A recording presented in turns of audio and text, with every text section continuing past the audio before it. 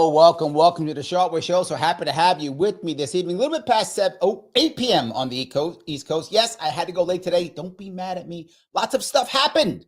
A lot of stuff happened today. And one of the biggest things that happened today is Trump was inaugurated. Yes, he was. Today he was inaugurated. And I want to talk about it. And I thought to myself, I could sit here and yap about this, which I enjoy doing. I could do that. Or I could bring on the man you guys always bug me to bring on, the man who also has something to say. You know, he'll be wrong, but that's okay. I don't mind. I'll just correct him as I need to. As always, the man himself, the Dragon of Southern Tier, the man who runs No Sound Bites Allowed, political consultant, Michael Vass. How are you, sir?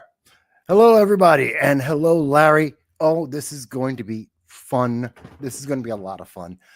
And yes, I have a lot to say, but of course, my predictions are even more right than yours. So yeah, okay. I'm going to have some fun.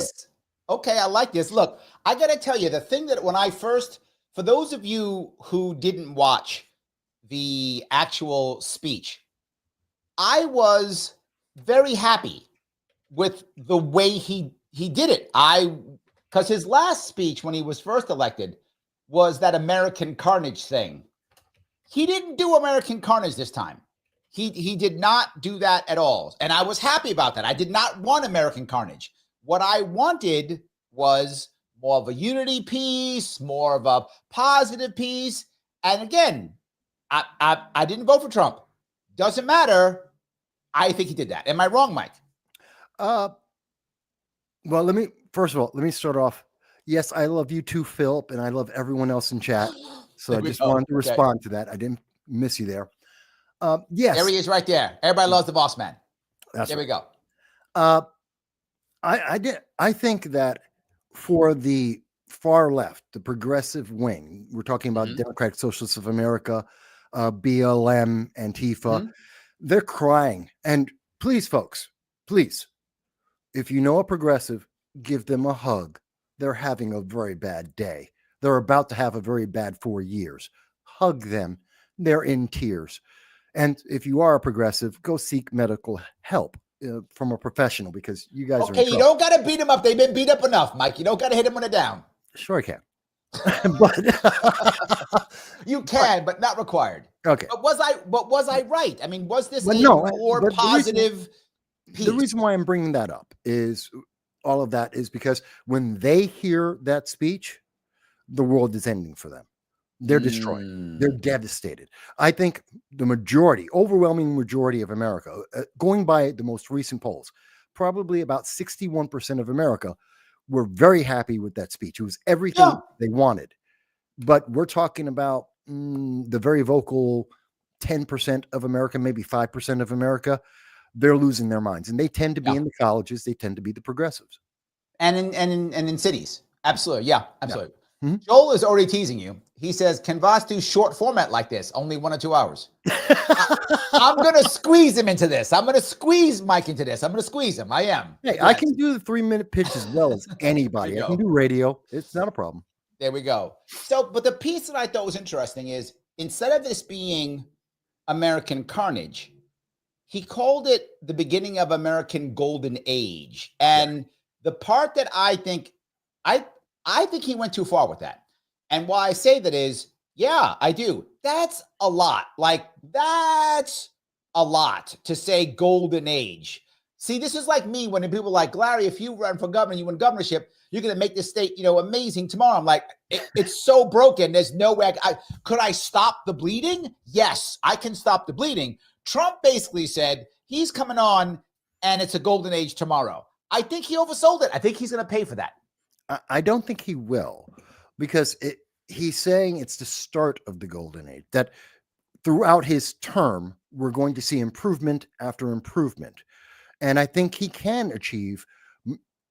Last time he ran, the last 4 years that he was in, 45, he pretty much achieved about 75% of everything he promised he delivered on.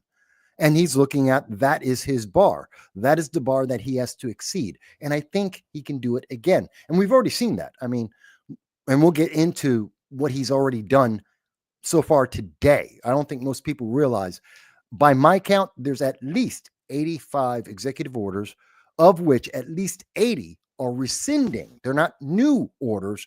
They're taking everything back. So I think he can achieve this. And I think the bar has to be that high because no matter what he does, he's going to be demonized by all of the media. All the media, all the schools, they're going to say every step, everything he does is evil. It's Satan itself. And therefore, he has to set the bar extremely high because no matter how high he puts it, they're going to say it's all evil and it can't be done. But there's a bunch of people, and this is my pushback on this. There's a bunch of people who jumped on board, not because they liked Trump, but because they hated the establishment. And what I would say was a common thing throughout, I think this is the first time I've actually seen something like this, is that, at least in my memory, a speech that was so much anti-establishment. I've never seen a speech like this from a president that was this anti-establishment. This was almost like third-party talk, right? He made a lot of independent third parties go, what? Oh my God, really? I mean, I think that was, I mean, he literally did give a shout out to Elon Musk and to, making our kids healthy. He gave a shout out to RFK without saying their names. I wish he had said their names, but he didn't. And I took it. I take what I can get. Yeah. So I feel like there's a lot of people who are just anti-establishment. They weren't necessarily pro-Trump, but Trump represented the best anti-establishment they thought it could get. So they went down that road with him. And those people don't need a golden age. They need like the FDA to ban like red food coloring, right? They don't require a golden age. They just need some things that they wanted to get done. And I feel like we may be going too far. Phil's teasing. He says, we're planting a flag on Mars. Dude, yeah, I heard that. Mean, you're going, he's going too far, man. He's going too far. Wait a minute. No, he's not. I mean, remember when JFK said we were going to the moon, and we did. Yep. Okay. Yep. That's not too far. To say we're going to cure cancer, that's too far. Yes, okay. and Biden got laughed at because of that shit. Yes, that's my point. But and Kennedy didn't say no. Hold on. Kennedy didn't say I'm going to do it. He said by the end of the decade is what he said. Now he couldn't be president by the end of the decade. He only could do 8 years. So he knew he might not be president when that happened. And sadly, for the wrong reason, he wasn't president when that happened. But he knew that. Trump is like tomorrow. He's like, we're going there tomorrow. Well, here's the difference. We have the technology to be able to get to Mars. We do have it. That's scientifically going to the moon at that time was considered impossible. It was beyond reach. We had to create new technology to do that. We have that technology. We have the capability to get to Mars. We can send probes there, and it is realistic, scientifically realistic, that we can land on Mars. Yes. We can do it and return. So he's not saying something that's impossible. It is unlikely. I give you that. That's what I'm saying. He's going to pay for this one. But he's not, because he's, again, if you don't set the bar high, extremely high for Trump, then you're going to be dragged through the mud because they're already doing it. They've been doing it. I'm going to tell you the part that I liked. Yeah, I did like that he said, if I get his quote right, I think I wrote it down someplace. I like this quote so much I can find it. Hold on. I wrote his quote down somewhere I really liked. He said, I don't remember it. I'm just going to paraphrase. You'll remember it. He said something like, doing the impossible is what America does, or something like that. I'm getting it wrong, but it was something like that. I thought that's a good one. That's a good one. Yeah. And you know what? Set the goal. There's a saying that I always used to like to say, and is, I want to reach for the stars because if I only get the clouds, I've already succeeded. And that's a way to live your life. Reach for the stars. If you only get the clouds in the sky, you've already had success. Because too many people set the bar too low. Set it high. Let's try and achieve. If Trump gets us back to the moon, or we have all the other things that we all every day say we need, and we get them, no one's going to care that we didn't get to Mars. I'm sure the left will say, oh, see, but Trump, he overestimated. We didn't get to Mars. He's a liar. Well, yeah, but lowered inflation, stabilized peace in the world, improved. Oh, okay. Hold on. I'll touch that in a second. Let me first go to Garrett. Garrett, thank you for the memberships, my friend. Guys, if you want to become members, please do so. Garrett's throwing some out there. Thank you, Garrett. You always come through. He threw 6 up there. Please grab me if you can. I really appreciate that, guys. Every bit counts, Garrett. You are the man. I appreciate your support so much. I really do. And while I'm at it, guys, if you do like what we're doing, please click the button known as Lima, India, Kilo, Echo. And I say that to mess with Mike usually, because Mike used to be in the Marine Corps like me, and that's how we used to speak. So now I'm giving him PTSD whenever I say that. So that's Especially why since I was the radio man. Yes. So you did that all day long. All Exactly day right. long. Yes. So also you can share this or repost this now wherever you are. Put it into a Facebook page, put it into back on X, whatever you like. If you haven't subscribed on YouTube, please do so. And more importantly, select all notifications when you subscribe. I found that only 14% of you who are subscribed actually click all notifications. That's 86% too low. So I need you guys to go and click that number so that you can get everything. It's important. If you want to become a member, always good on YouTube, the join button, $49 per month is always good. And literally, Garrett just threw like 6. So grab one of those if you could.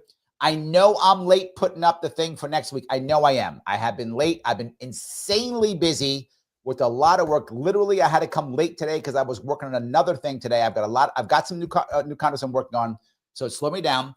But if you guys become members, I can take less consulting work. See, you get more of me if you do this. So please do this if you could. I appreciate it. So go ahead. Before you go further, you should pull up the comment from Love My Canine at 8:11 p.m. Yes, folks, okay. I'm reading your comments as we go. She says, first time I've watched Inauguration. I was surprised how it was insulting to the outgoing admin. Is that typical? So this is part of what I was saying. There are people who aren't familiar with the process, and in particular, this speech, the way it was worded, there's a lot of people who will take that as being it was anti-establishment, but it was also very targeted. And no, to answer your question, Love My Canine, no, they're not usually that pinpoint, that targeted, but Trump is outspoken, to say the least. So this was a little bit above and beyond what is normal. Usually it's more middle of the road, a little more generic in what the past administration did versus what the new administration is going to do. But that was to be expected from Trump. And for a Trump speech, it was toned down, believe it or not. That's true. Yes, I agree. He was worse. Did you see when he was doing executive orders, his speech he gave executive orders? No, I didn't see the speech on the executive orders. He gave a speech like right before he did the executive orders. Mm-hmm. Oh, it was normal Trump. It was the worst administration ever. Biden, he went right. So to your point, Love My Canine, Mike is correct. That's worse than most, but not bad when you look at Trump, right? Yeah. Trump can be very, he can be very spicy. He can be very biting. He absolutely can be. The rest of them usually are biting behind their back. Yeah. Trump is biting in your face. Yeah, he's very transparent, and he's very transparent on what he wants to do in this. And this is part of the fear that a lot of the establishment, now this is establishment right and left, they're really afraid because he doesn't have to worry about re-election. Correct. It's not a concern for him. This is, he's got 4 years and he's done. Oh, so wait a minute, hold on, Mike. They told us that once he's elected, there's no more elections. He's gonna cancel them all. Well, Larry, I noticed you're not in chains, and I see all the women that are typing in comments right now. I don't think they're locked into their kitchens, nor are they barefoot. Right. So I think they may have overstated the devastation. You're telling me MSNBC lied to me? Impossible. Yeah, right? I can't believe it. I can't believe it. That's good.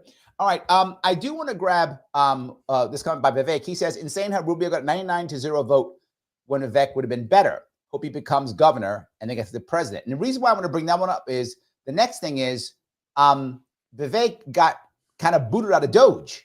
That's why I'm going to bring this up. He got kind of booted out of DOGE. It's almost like, and this is what they're all saying. And Mike, I'm going to get this is a little bit off topic, but I want to get your view on this. Yeah. What people are saying is that Vivek made the comment about white culture, and they got mad at him because he made the comment about white culture being lazy. Oh God. So they said, you can't say it about us, so you're out, and you got to go back to Ohio, and you got to run for senator or governor now. That's what they're saying. What's your view on this? First of all, the people who are saying that are embarrassed because he's right. And we know this because independent studies on polling on business owners, small business owners, 53% of college graduates are useless, and they're getting fired because they can't do the job. They're not prepared. They have no idea what the real world is. And that's because they've been coddled for so long, and they've been filled with this programming, thinking that the world's going to be filled with safe spaces and they're entitled to everything and they don't have to work. They think it's Twitter of 2016 rather than the world of today. And so he's right. He didn't say anything wrong. He said the truth, and some people got embarrassed. The reality wait, is, hold on. You're saying that white culture is lazy. no, I'm saying that our students graduating from college are useless. 53% of them. That's what I'm saying. That's not what he said, though. No, that is what he said. He didn't say white people. He said our students are useless. They're lazy, and they are, and they're not prepared to work, and they haven't been trained to work. So So then why did he get booted to Ohio then? Well, there's a couple of reasons for that. One, like anywhere where you have two co-leads, they bumped heads, him and Elon. Okay. And they have a difference in the way to get things done. Fine.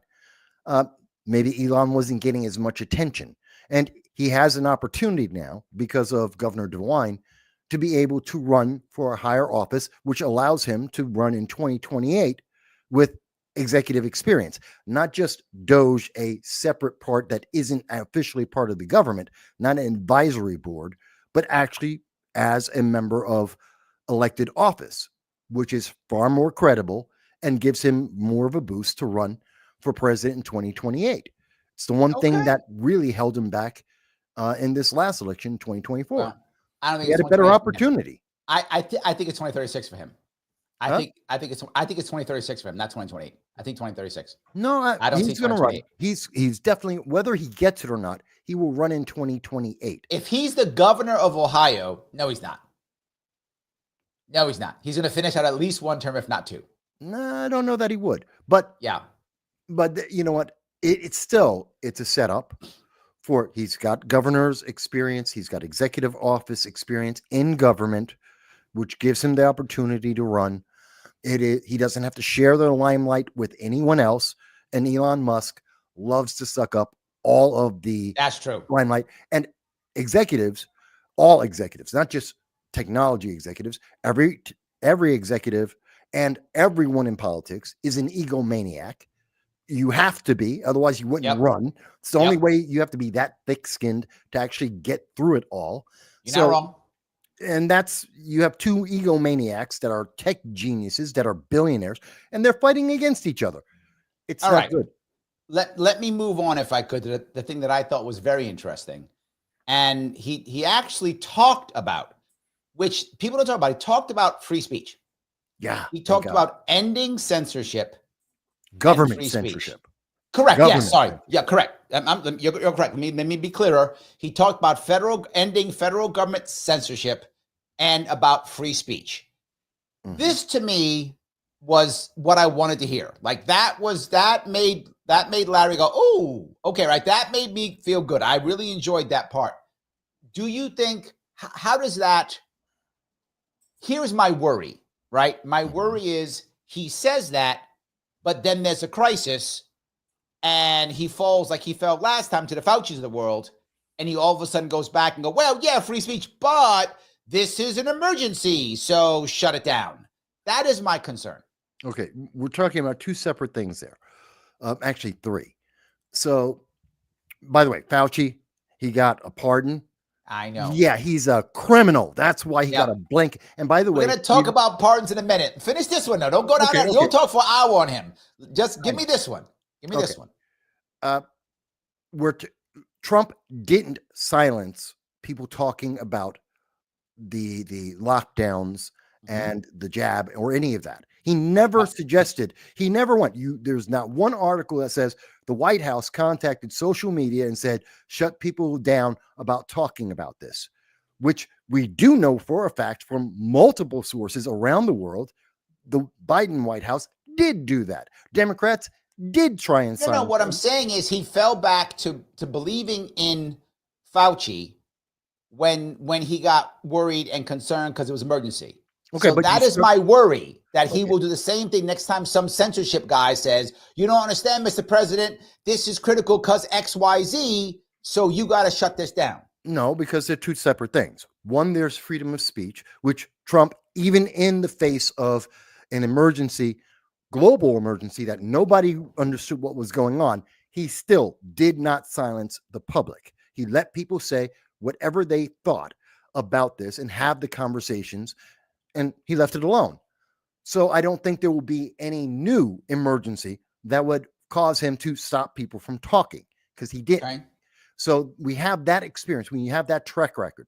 In terms of taking the advice of individuals in government who have a history of doing nothing but be government, I think he has learned now from experience that he has to, have a pound of salt, as these experts who've done nothing but politics are giving him advice. And he's a little more hesitant to just blank, straight down the line go, well, that's his job, I'm going to listen to him.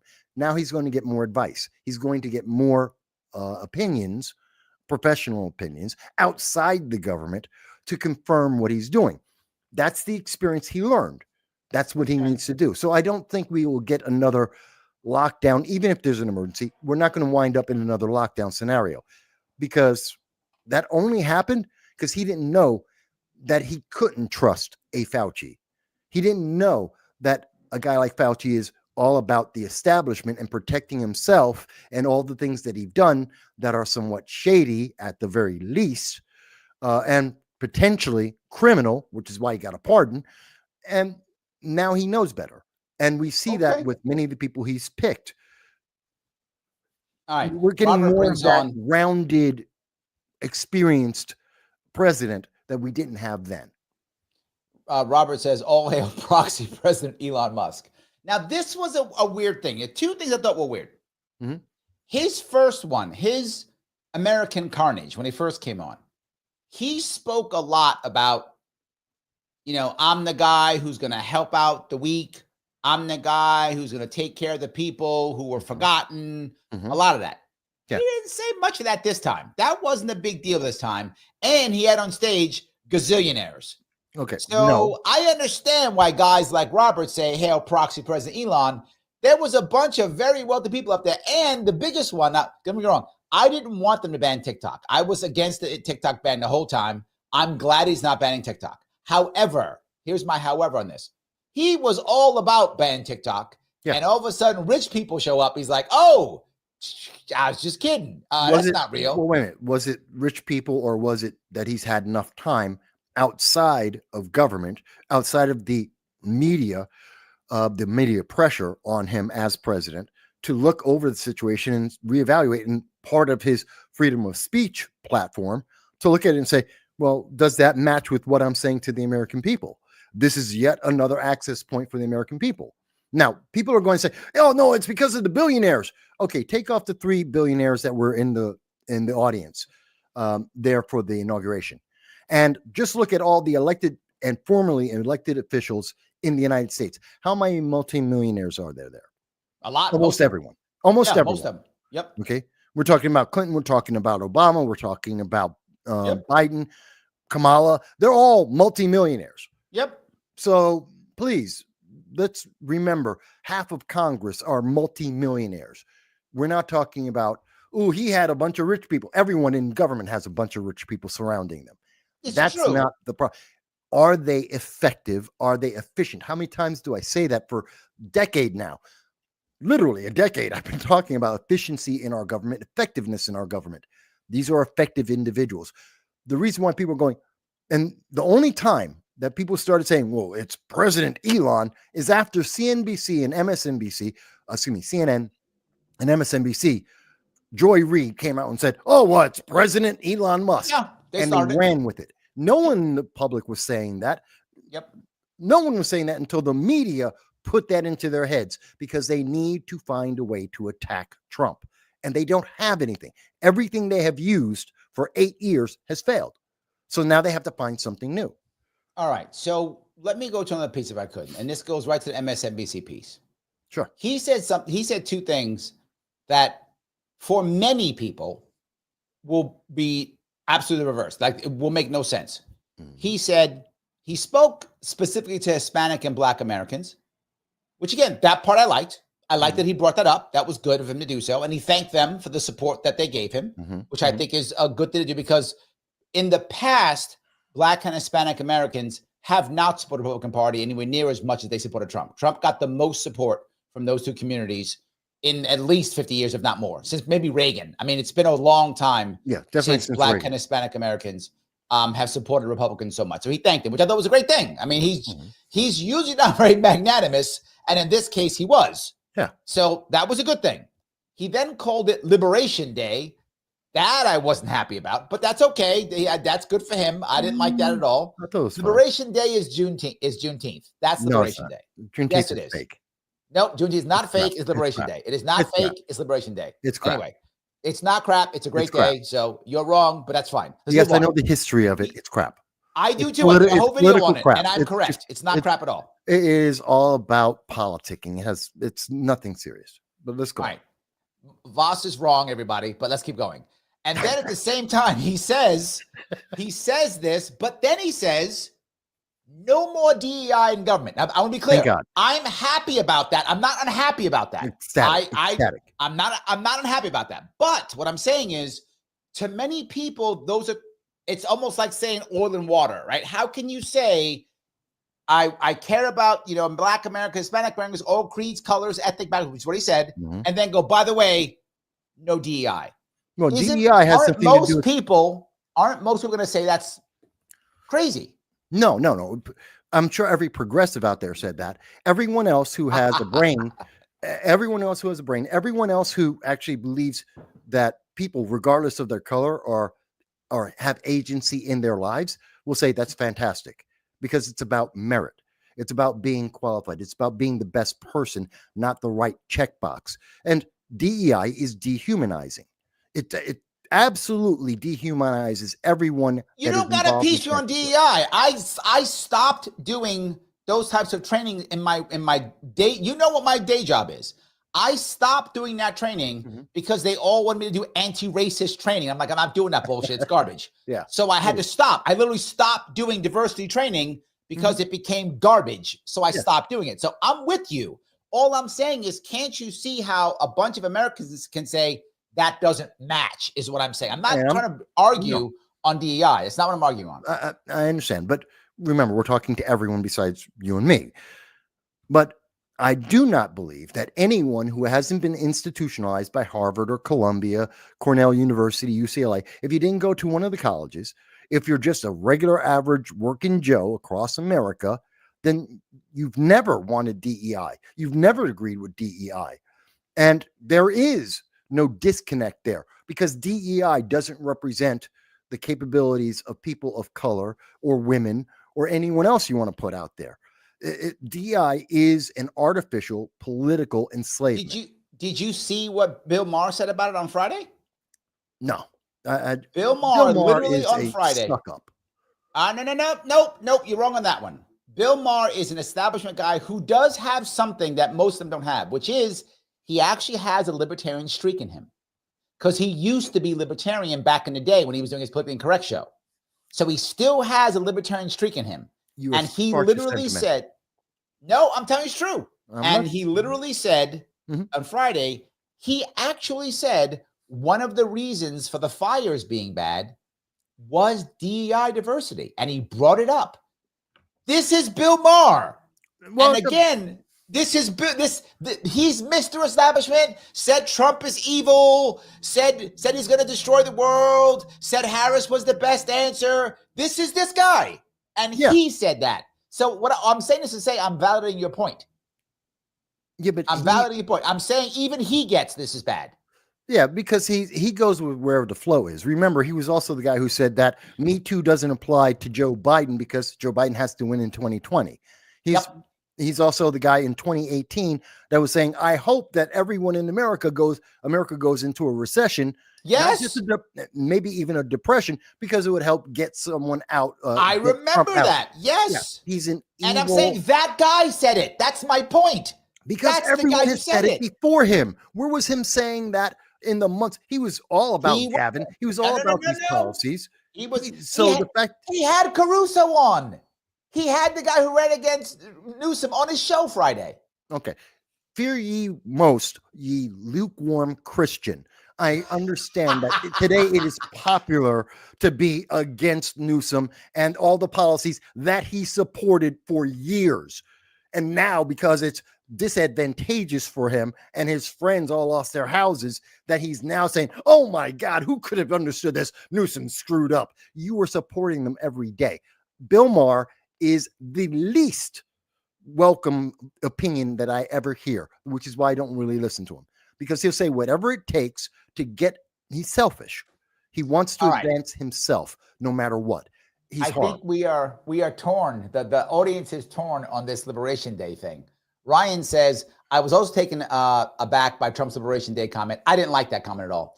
Then I realized that it was Trump that that said that, and I was no longer, no one should be surprised. Yeah, I agree. It is that, but I didn't like it.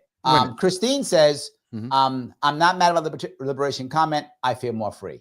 Okay. And hold on, I got a couple more going to pop up before you go. Let me go a couple more. Okay. I got a couple more here. Joel's on your side. He says, I'm with Mike on Juneteenth. Yeah, Joel, you're also wrong. Mike likes you. He goes, I like Mike on point and factual. I like Mike too. He's wrong, but I like him too. I agree with both of them. So yes. All right, go ahead. All right. By the way, folks, you should see when me and Larry are in person, we know each other. We've known each other for like a decade. You should see when we sit down and we're just having a conversation. It gets really wild. Anyway, liberation. Let's talk about that. When you heard him say liberation, I just want to understand, what did you hear that as? What do you think what context do you think he's saying that in? He was trying to say, and that's how I heard it. Like, oh, now you're liberated because I'm here. And that's what I heard. And I'm like, no. Go further. What else is, what's the context? The context wasn't about That's Trump. what it was. He literally said, he was like, I want to say thank you for supporting me, blah, blah, blah. And he said, I'm going to make sure that I support everybody who is Black. And he said, if I remember his words, it was regardless of race, ethnic culture, or creed. I believe that's what he said. Yes. Or something like that. He said, this is your consider this Liberation Day. Yes. And I'm like, no, but that's not about Trump. He's talking about liberation of your freedoms, the American liberation, or liberation from the establishment, from the policies that have been holding people back, that have been dehumanizing them. He was talking about liberation. Don't say Liberation Day. Yes. That's the wrong phrase. No, liberation for the American people, for American freedoms. He's talking in, it's almost like the royal we, or was it the royal I, or is it, what is it? You know what I mean? It's the royal we. Royal we. It is the royal. Yeah. He's saying it in that sense. He is encompassing America. It is a liberation from policies that have restricted and but he said it right after he was talking about Blacks and Hispanics. And there have been some of the most oppressed. Christine says the right thing. She says he's literally liberating J6 prisoners. Yes, then say that. I'm okay with that. I'm totally fine with that. Yes. But that's another aspect of the royal liberation, the national liberation. It wasn't about, and that's the problem. People assume that everything Trump is saying that is very grand and very all-encompassing, as in it's all about Trump because he has a huge ego, even among people who are egomaniacs in government. But sometimes he's just talking about the aspirations and the benefits to the nation, which that speech, as much as it was poking at Democrats and progressives and Biden and Kamala, it was also talking about the aspirations for America, the inspiration for America. Both things were happening in that conversation. Look, a lot of people on your side, clearly says liberation from the old and stepping towards new. Agreed. Yeah. He's saying a liberation from the establishment. Agreed. I'm with you, right? Matt says, I heard it as liberation for Americans from what we have been burdened with. Agreed. Yes. But whoever wrote that speech, you put that in the wrong spot, speech writer. I don't think so. I think it worked perfectly. Speech writer, you put that in the wrong spot. No, look, I think some people are overly sensitive, especially. Yes. Well, that's because you've been so suppressed for the last 4 years, and By the way, since Obama with his transformation, we have been so oppressed for a couple of decades now that people are very sensitive when they hear these things because they instantly click in, oh, well, it must be some kind of racial or some Which kind is, of you segregation. should know It's better not. as the speechwriter. You're explaining why I'm right. I'm No. correct. No, I think you're taking it the wrong way. I took it exactly as it was written, as it was spoken in context of the total speech. It was aspirational. It wasn't derogatory. It wasn't limiting. It was, yeah, it wasn't limiting. It All was right. freeing. This is the part that I want to bring up too. We're going to move it to the next, if you don't mind. And this part, and again, I'm not unhappy about this. I want to be clear. I'm not saying I'm not judging this. I'm saying this was surprising. Like, this is not what people have done in the past. He literally said that there are only two genders, male and female. Yes.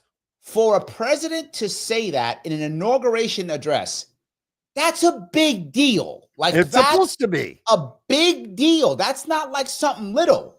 And the reason why I say it is, without question, when you say that, again, I'm not saying I'm against it. It's not, please understand, I'm saying the impact of it, whether you agree with it or not. I do. The I agree. impact of that is gonna, I mean, if there's anyone who was already against him, holy shit, are they against him now? Like, oh my God. Like, but they were expecting this anyway. If they are upset that there's only two genders, they were always against him in the first place. He didn't say anything that surprised them. They were waiting for him to say this. They knew he was going to say it. So they're not, no, there's like the overwhelming majority of America. And then there's that splinter of the progressive far left. The progressive far left believe there's like literally infinite numbers of genders. We have professors teaching this. yeah, no, I'm with you. Look, hold on. Let me touch this. Let me touch what Sharon's saying. Larry, I think you're being too soft on this one. I'm not being too soft. That's not what I'm saying. You act like because I bring it up, I somehow agree with it. No, I don't. No, I don't. I am against DEI at all. I'm against it. I don't teach it. And literally, it's my job. I could go right now and make tons of money teaching DEI bullshit. I can. Mike knows. I could go do it right now. 10 times as much money. I don't. I'm saying, I'm not trying to say that this is good or bad. I'm saying this is impactful, is what I'm saying. Yeah. I'm talking about the impact of this, Cheyenne, not the right or wrongness of this. And there's a chunk of America who is like, oh my God, I'm bringing this up because I think this is impactful, not whether I agree with it or not. No, I know exactly. I understand exactly what you're saying. And I understand you are looking at that small splinter. If we're going by the numbers, about 7% of all Democrats are actually progressive. They're a splinter of the Democratic Party, which is even less of a percentage of the entire nation. So we're talking about 3% of the nation, about 7% of all Democrats. And they're the ones who are going to look at this and they're going to freak out. The thing is, they also happen to have an oversized, overwhelming influence on Hollywood, which is entertainment such as music, and also in the news media. So they're going to lose their minds, and they're going to make it seem like everyone in America and the world are freaking out because there's only two genders. No, the overwhelming number of Americans in poll after poll agree with this very logical, historical, factual point. Two genders, period. You can, now, no one's saying, and Trump also emphasized this in the speech, you can live however you want. If you want to be a toaster, good luck for you. If you want to be a cat, just make sure you're neutered and go live your life. I'm fine with it. As long as you don't touch children, go do you. But it is entirely different to try and subvert science, subvert history, subvert fact and genetics by trying to push this onto people and change everything in the way everyone lives, because a splinter of a political faction say, oh, I feel, so you have to feel what I feel. I'm sorry. That's not how Christine America has works. a valid point here, and this is the issue that I'm bringing up here. Before I go there, hold on. Mike says, Larry plays devil's advocate to view both sides. 13th man, so to say. It's true. It's one of my skill sets. You're absolutely correct. That is one of my skill sets. With me. Yes. Yes, absolutely. Yes. But Robert goes on a point and says, government has no place in defining anything, especially gender and geography. I agree. I'm with you. I disagree with I that. agree. Christine says, well, he's a libertarian like me. That's why you disagree. But we're both right, by the way, in this one, Mike. Anyway, Christine says, that splinter is really loud. Give them fidgets and send them to a safe space. And the point I want to bring with this is, I think, Christine, to your point, I think this is what Trump has actually said. Now, this is why I think, even though it was shocking for a president to say that. However, I think in the long run, it's going to be a good thing. And this is why I think it's going to be a good thing. I think that splinter is going to be loud. You're right. It's who they are. They're going to be on MSNBC yelling and screaming. You're right. And I've already heard it. My daughter's already told me some stuff she's heard already. My daughter's 20 and she's a lot of friends in that world. We're in New York City. And I'm not joking. They're calling it, I don't know if I can use the word on YouTube. Genocide.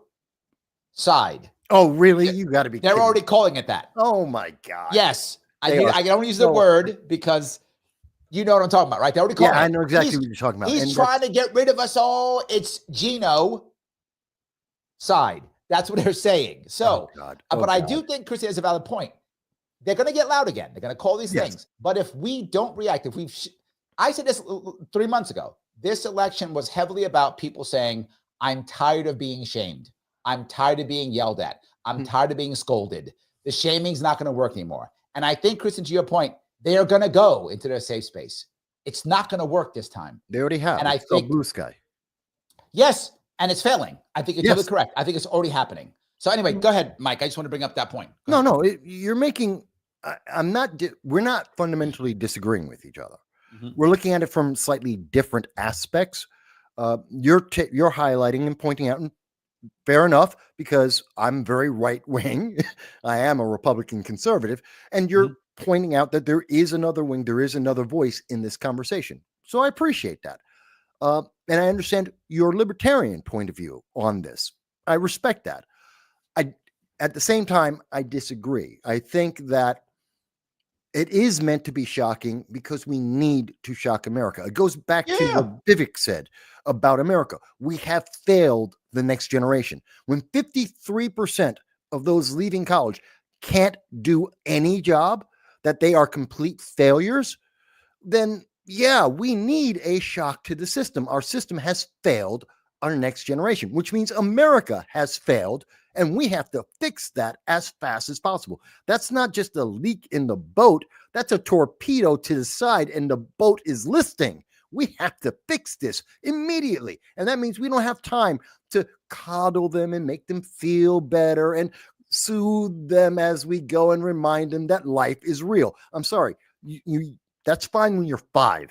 You're 25. I got no time to waste on you. If you didn't figure it out before, if your parents and the schools didn't get you ready for it, hello, wake up. This is America. This is the world. Live with it. Deal with it. Michael Velov's got a good point. He says blue sky should have been named Snowflake. That would have been better. I like that. That would have been better. I agree. Because you go, could have been called like safe space. Well, Andrew says blue pill. James says woke Twitter. That's not bad. There's a lot of them. There we go. Yeah. I like that. That's good. Yeah, we got a bunch of those going back and forth. So the other piece I thought was amazing. This part I liked. And I think this sets a precedent that I think really helps. And that is, he said he's going to allow the people in the military who were thrown out for not taking the stick. I don't want to say the word because I'm going to get canceled. You know what I mean? When I say the stick, jab. They didn't take it. Jab. The jab. Thank you. The jab. They did the jab. That they can come back and they can get back pay. That was huge. What I like about that is it teaches a lesson to the DOD. You're going to be embarrassed by this. Don't do this shit again. Right? That is what I like, the precedent of this. More. I'm happy the guys get their jobs back in cash. I am. But I think it's actually bigger than that. I think that move is bigger than just helping those guys out. And 2 reasons. One, for those of you who don't know, Mike knows this, but some of you in the audience may not know this. A lot of those guys, they were some of our best and brightest when it comes to our fighting men. Mm-hmm. They were some of the most hardcore guys. These are Navy SEALs. These are Marine Corps recon. Mm-hmm. These were tough guys, and we got rid of them all because they're like, no, I'm in great shape. I'm a badass. I'm a killer. I'm not doing this.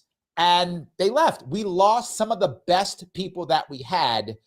And so I think that also works, but I think precedent's good. Go ahead, Mike.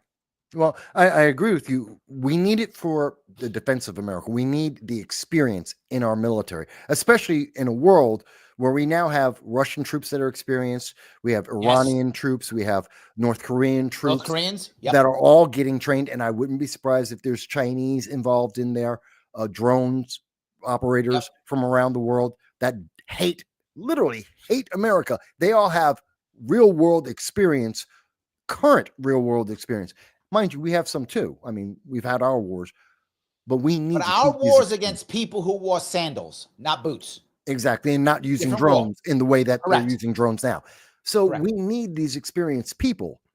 But you're right. That's one aspect of it. But there's also the legal pile on from this. The federal government has admitted that it made a mistake, that it failed our military, it failed the people.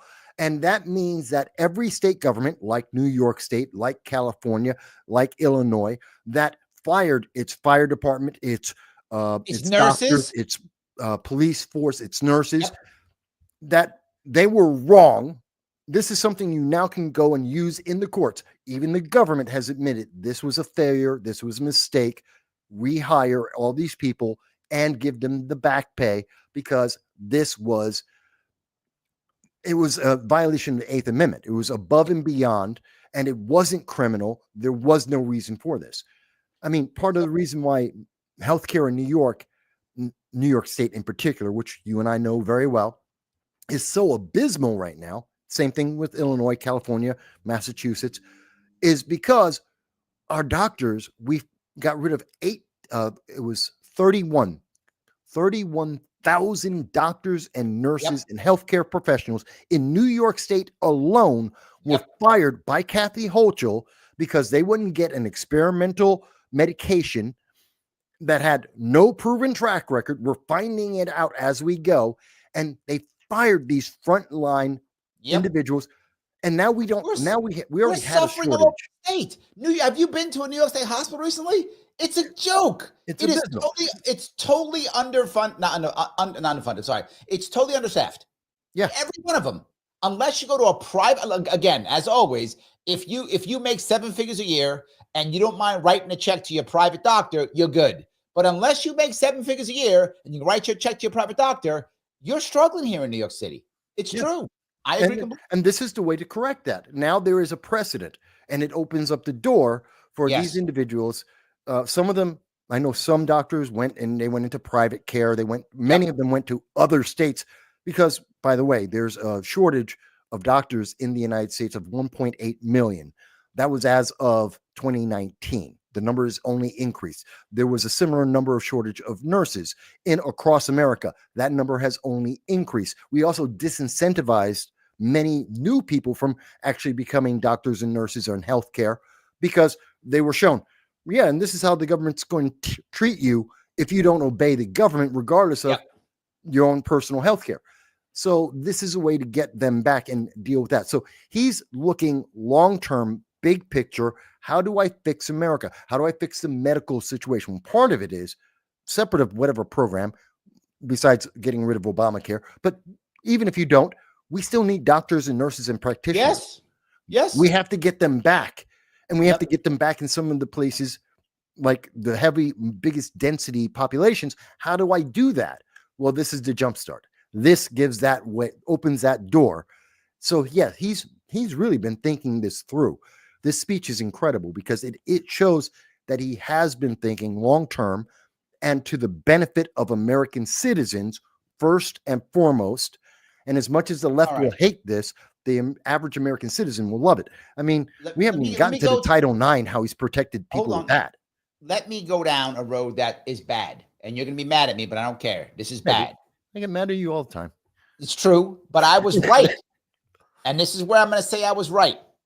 Everybody was talking trash about Trump and how the second he comes into play, he's going to stop all the wars and everything's going to be done. No, everything's going to be a peace treaty, blah, blah, blah. And I said, this shit is hard to fight. The military-industrial complex is no joke.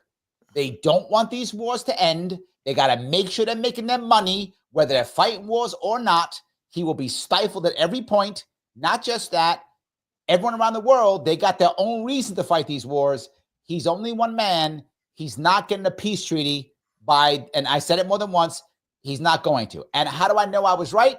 Because he spent almost no time on foreign policy on his speech, almost none. He said like 2 light things and he walked up. He's like, wait. He was like, war is bad. And then he walked away from that shit. No, he it wasn't light. He was going to have peace. I got the hostages back. Yes, that's one thing. That's not ending the war. No. That's not ending the war. No, it isn't.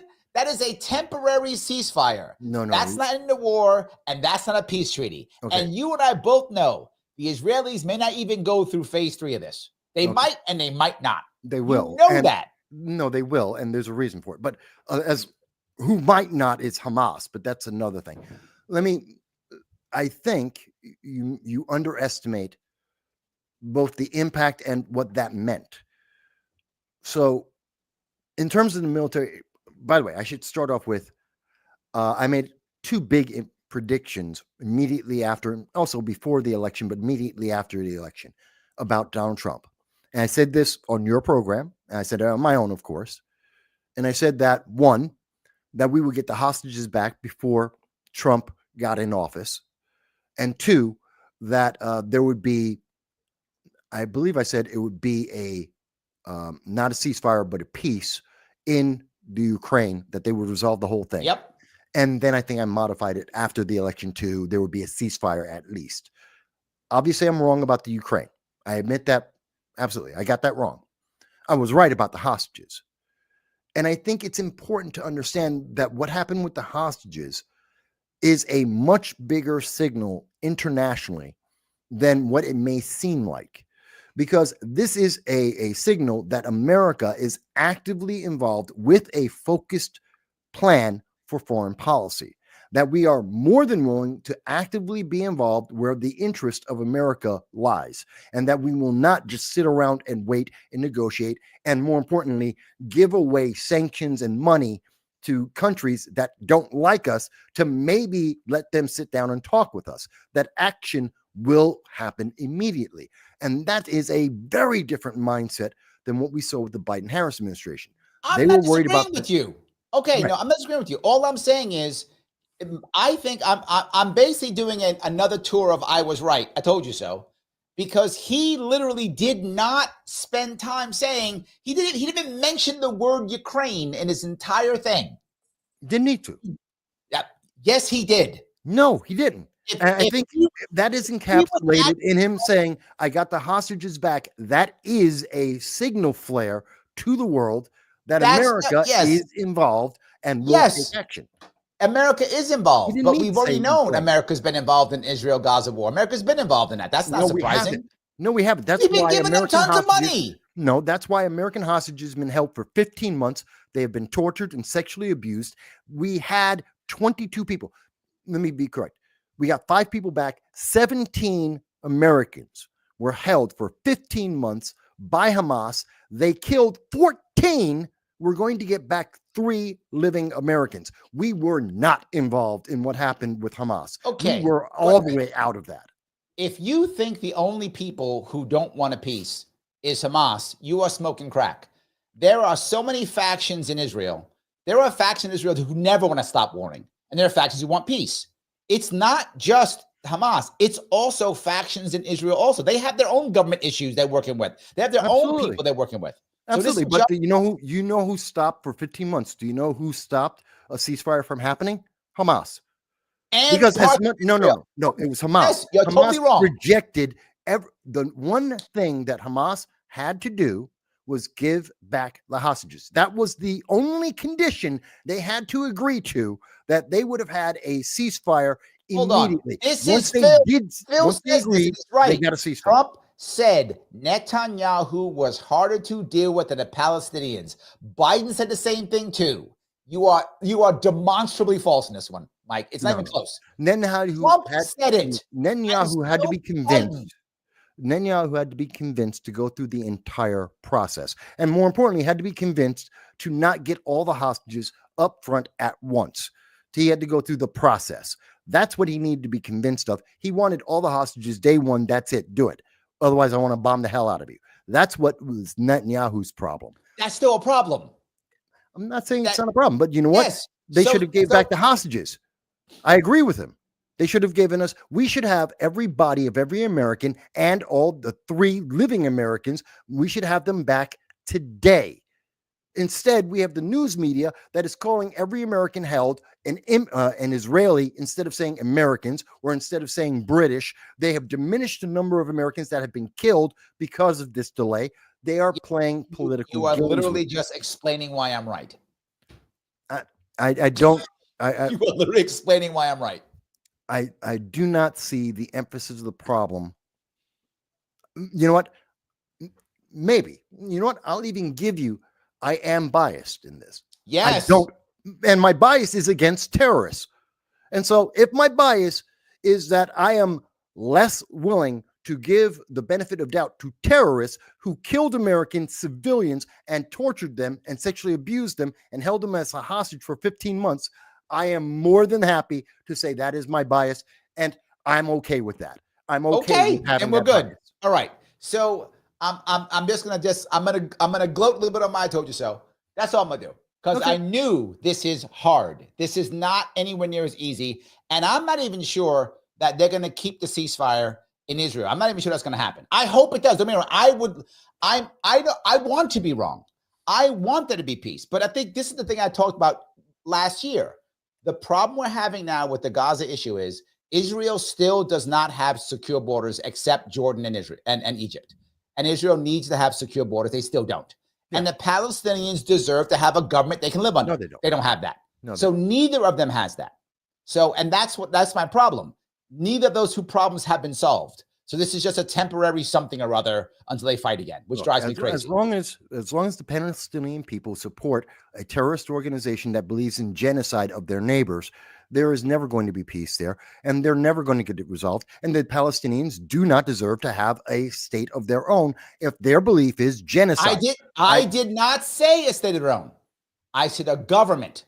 I did not say if I'm okay if it's a 1 state, 2 state, shove them into Israel, shove them into Egypt, shove them into Jordan. I don't care. I'm not saying that. What I'm saying is they deserve to have a government. They didn't have that, and that's what they deserve. I don't care where it is. Shove them into Jordan, shove them into Egypt, put them into Israel, 1 state solution. I don't know what the answer is. I don't care what the answer is. I don't care. All I want is that there's no difference in my comment. I mean, it's a little bit off, but it's comment's the same. DC is a problem. The people in DC, Washington, D.C., can't vote the way every other person in the state can. People go, we make D.C. a state. Okay, no worries. Then make D.C. really tiny, only government buildings, and give the rest of it back to the states. Give it back to Maryland. Give it back to Virginia. Don't make it a state. Just give the people a way to vote. I don't care how you do it. D.C. always had a way to vote. D.C. was created specifically with a purpose in mind. To put the capital in any one state gave those states too much power. You're missing my point. So you leave the capital, it's just the working buildings as the capital. But the places where people live, the residential areas, give the residential areas back to those states. Give it back to either Maryland or Virginia. I'm fine with that. I don't care. The people were never supposed to, no one was supposed to stay and live in DC. I know. That was a matter of infrastructure. That's just the way we grew. So but the people they have the right to vote to go outside the state to any of the surrounding states or any other state, and they can vote. No, you don't get to vote in DC. No, you don't get that. It was never intended. So do one of 2 things. Either make it a state. I'm okay with that. I don't care. Or make the residential areas part of the others. Make the actual buildings that do the work. That's part of DC. The residential areas, they go out back to the state. They go back to Maryland or Virginia, whatever. You do that, you solve the problem. Yeah, but they integrated the living spaces in DC into which was dumb. So change it. Well. You know what? I'm not disagreeing that it was dumb or not, but people moved in there and lived there with the understanding of why DC was created in the way it was. Half of them were former slaves when they moved in. They had no idea. Larry, you're telling me in the last 100 years, you mean to tell me in the last 100 years, people haven't had access to find out why DC doesn't have No, they have, but now you're asking someone to pack up and leave when they don't need to. And my point is you fix it. Now, I We went off don't have topic, to. but the point's the same way. The Palestinians deserve to have a government. I don't care what that answer is. If you pack them up, moving to Egypt, okay. One state, two states, I don't care. It does not matter to me. But yes, the Palestinian people deserve to have a government that they can vote on. They can do that. They deserve that. I only care because they made me care. The moment they killed Americans, the moment they took them hostage, the moment they killed those hostages rather than let them be rescued, they made it an American issue. So I have a problem. And if you give them a government, they won't do that. I do not want to support in any way, shape, or form. They don't get humanitarian aid. They don't get to say hello. They don't get to go on the internet. I don't want to ever hear anything from them until we get every single American back and they give us retribution for killing our people in cold blood. I'm sorry. And I have a bias. I know. You killed our people. Clearly you have a bias. Clearly you do. But yes, anyway, let me move on if I could. I'm sorry. Christine says, can we give woke professors their pink slips? I wish. In theory, that really can't be done at the federal level. Could it be done at a state level? It could be in theory. It could be in theory, but I don't see that happening right now. I don't see that happening at all. I don't either. By the way, I want to apologize, folks. The issue about Hamas, I've been screaming about it literally every week. I know. For 15 weeks in a row. I've been following this every day. I take it very personally. So I apologize, Larry. I got very excited. And I don't, you know me. I know I get triggered too. I get it. You know, we all get triggered. That was one of my triggers. So I don't want the audience to think it's personal or anything about you and me. It's just, that's my trigger. Oh, good. Oh, good. Cheyenne says the MIC should be able to make money here. I actually agree, Cheyenne.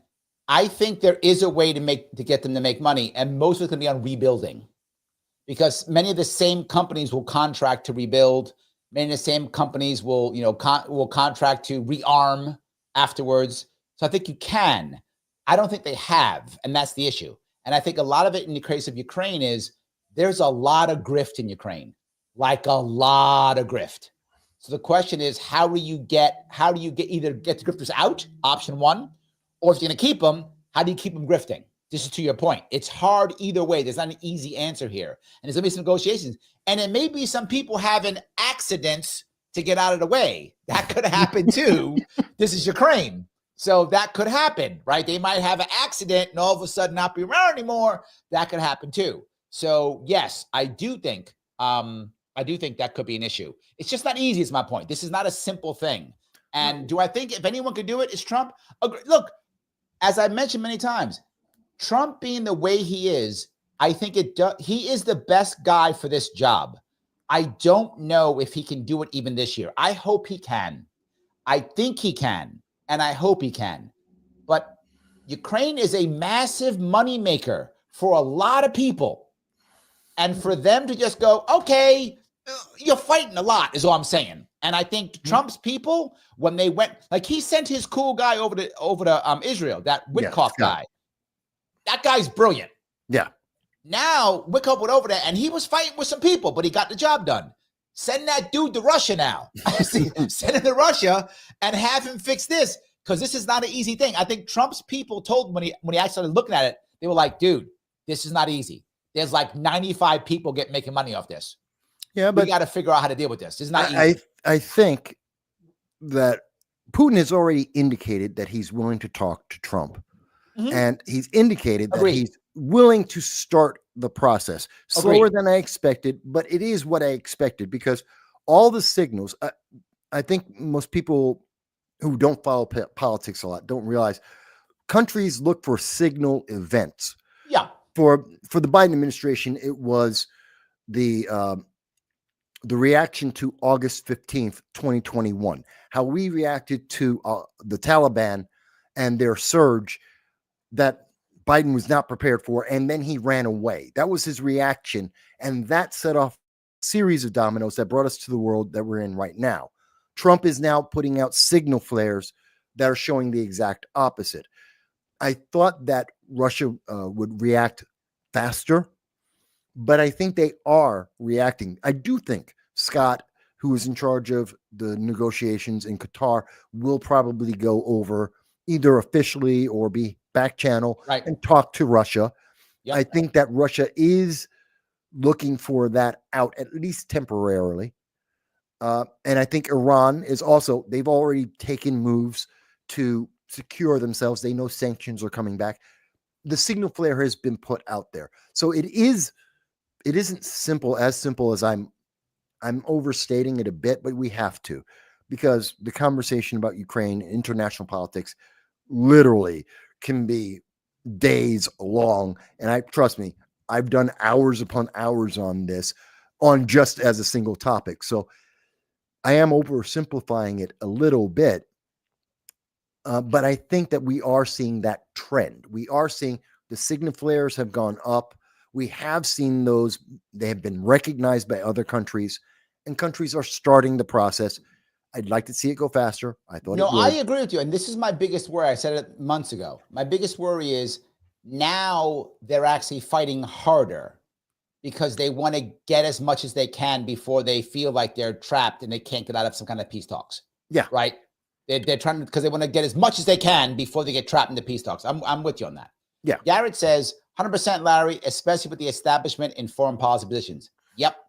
Grace says it may not be peace treaty, but Harris could not have gotten those 3 hostages out. No. I agree. I do think the reason why we got hostages out is because of Trump's guy. I think Witkoff was the guy. And I think he went there very aggressively. He went there very forward. And I think that's how we got it out. So I agree with you. Yes. Cheyenne said, he also said the wars we avoid. True. I mean, I agree. I think we should be avoiding these wars completely. I'm on board. Like, I liked his anti-war stance, but my point was it ain't happening soon. This is a tough thing to do. So that part I was bothered. To your point, I think a lot of people, and to an extent, like I admitted myself, even myself to some extent, have overestimated the speed some of these things will happen in. And we've seen certain things, like with Hamas, have happened very quickly. So that gives us more of a feeling, a inclination to say, well, Trump's going to get done super quick, which we wouldn't expect from anyone else. And that's partially because of his rhetoric. That's partially because he does have some successes that happen far faster than any other politician gets them done.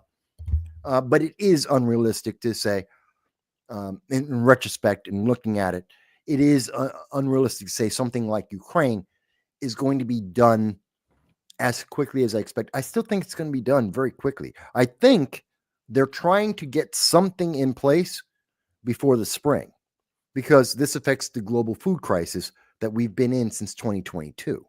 But there's Putin 30% likes less that. food in the world. Putin is not unhappy with the food crisis. He's not unhappy about that. But he is more concerned about being able to have a massive summer offensive. Well, because right now, unless now this is my issue. Yeah. America can stop this, but this is hard. And this is why I'm going to say it's hard. And again, Trump knows this. For some insane reason, some European countries are tripling down on Ukraine, which seems insanely stupid, but they are. Like the French are doubling down. The British are even doubling down. What are you doing? The Brits are making like 100-year, whatever, stupid shit. They're doing crazy stuff, right? But the Germans are like, we're out. Like, we fought Russia before. We're done. Like, we're not doing this. We're done. We're not. Germans are out. The Poles are like, oh, do we really want this? The Poles are like now tiptoeing either way. They were talking, like, oh, we don't know anymore. So even they're like that. If Trump actually says, I'm out, so make a deal, I'm out. If he does that, we got a shot. The problem is if he doesn't do that, and Biden, of course, made things worse. Yes, he did. Right? Biden made things worse. He's forcing, this is the good and the bad for Trump right now. If Trump can't get this done this year, the Democrats are going to call it a failure for 2026, right? If he can't get it done. Of course. And that's what Biden was hoping. Yes. He was hoping he screwed up so bad that for Trump, that now even Trump can't fix it, right? That was his goal. I'll mess up Ukraine so bad that even Trump can't fix it. And then if Trump can't, 2026, Democrats going to run on that all day long. This is all his fault. Biden was about to fix it, but Trump ruined it. That'll be the entire story. However, though, here's the good part. If Trump actually gets both of these done, and people have said this, he might get a damn peace prize. Well, he should. He already should have. He was already the Abraham Accords. He was nominated twice, but he's Trump, so they of course didn't give it to him. But and that's historical fact. What I see the carrot in this with the discussion about the Ukraine is if we can see the food come back online, that they're able to plant and grow the food, the carrot to this is that many of the sanctions that have been put against the Russia will now be, or at least some of them will be lifted. They will have more international trade, not only for their oil, which is a big export, but because of the food that they will then be able to export. And the world is desperate for this food. There are nations that Madagascar is one of the nations. They are starving to death. They have been for the last 3 years. So this is something that's absolutely necessary.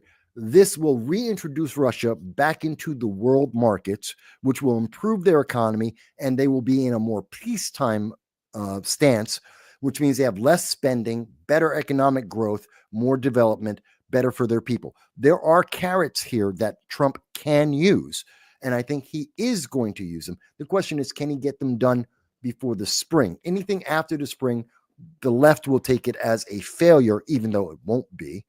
But they'll say that so that they can get the advantage in 2026. It's the same reason why just before we saw that on Friday, Joe Biden declared, unilaterally declared that the 28th Amendment exists, the ERA Amendment. It doesn't. It isn't real. That is a lie. It is a legal non-fact. There is no 28th Amendment. There never was a ERA amendment. But he said that so that when Trump says it doesn't exist for 2026, the Democrats can go, see, we told you Trump hates women. Yes. He stopped the 28th Amendment. He's a dictator and he hates women. And that's why you should vote for Democrats. That's why Biden said that. It has nothing to do with women. He doesn't give a damn. Because if he did, he would have said that on day one. But I want to go back to something. And this part to me seemed it was odd. Again, another thing that was very special. It was the first time a president talked about, I don't know, like imperialism in like 70 years. I mean, it's like, this is not a thing. I mean, like, yeah, the Gulf of America, that one. I love it. Second, we're not done. He's gonna change the mountain, which right now is called McKinley, Mount McKinley. That's it's called Denali. I forgot what it's called now. Something Mali. Denali. Denali, I think it's right. It's called Denali right now. He's going to turn it back to Mount McKinley. Yes. And he's going to take the Panama Canal. That one I'm a little iffy on. I'm iffy on all three, but that's fine. I'm just saying. No. Two of them were just changing names. Names change all the time. Which is just virtue signaling, which I hate. The left virtue signaled to change the name in the first place. So we're just changing the left didn't call it the Gulf of Mexico. Oh, no, that I was talking about the mountain. The left didn't change Mount McKinley. That was Native Americans who recognized that President McKinley never even set foot in fucking Alaska. Don't care. I know you don't, but they do. So what I'm saying is, get over it.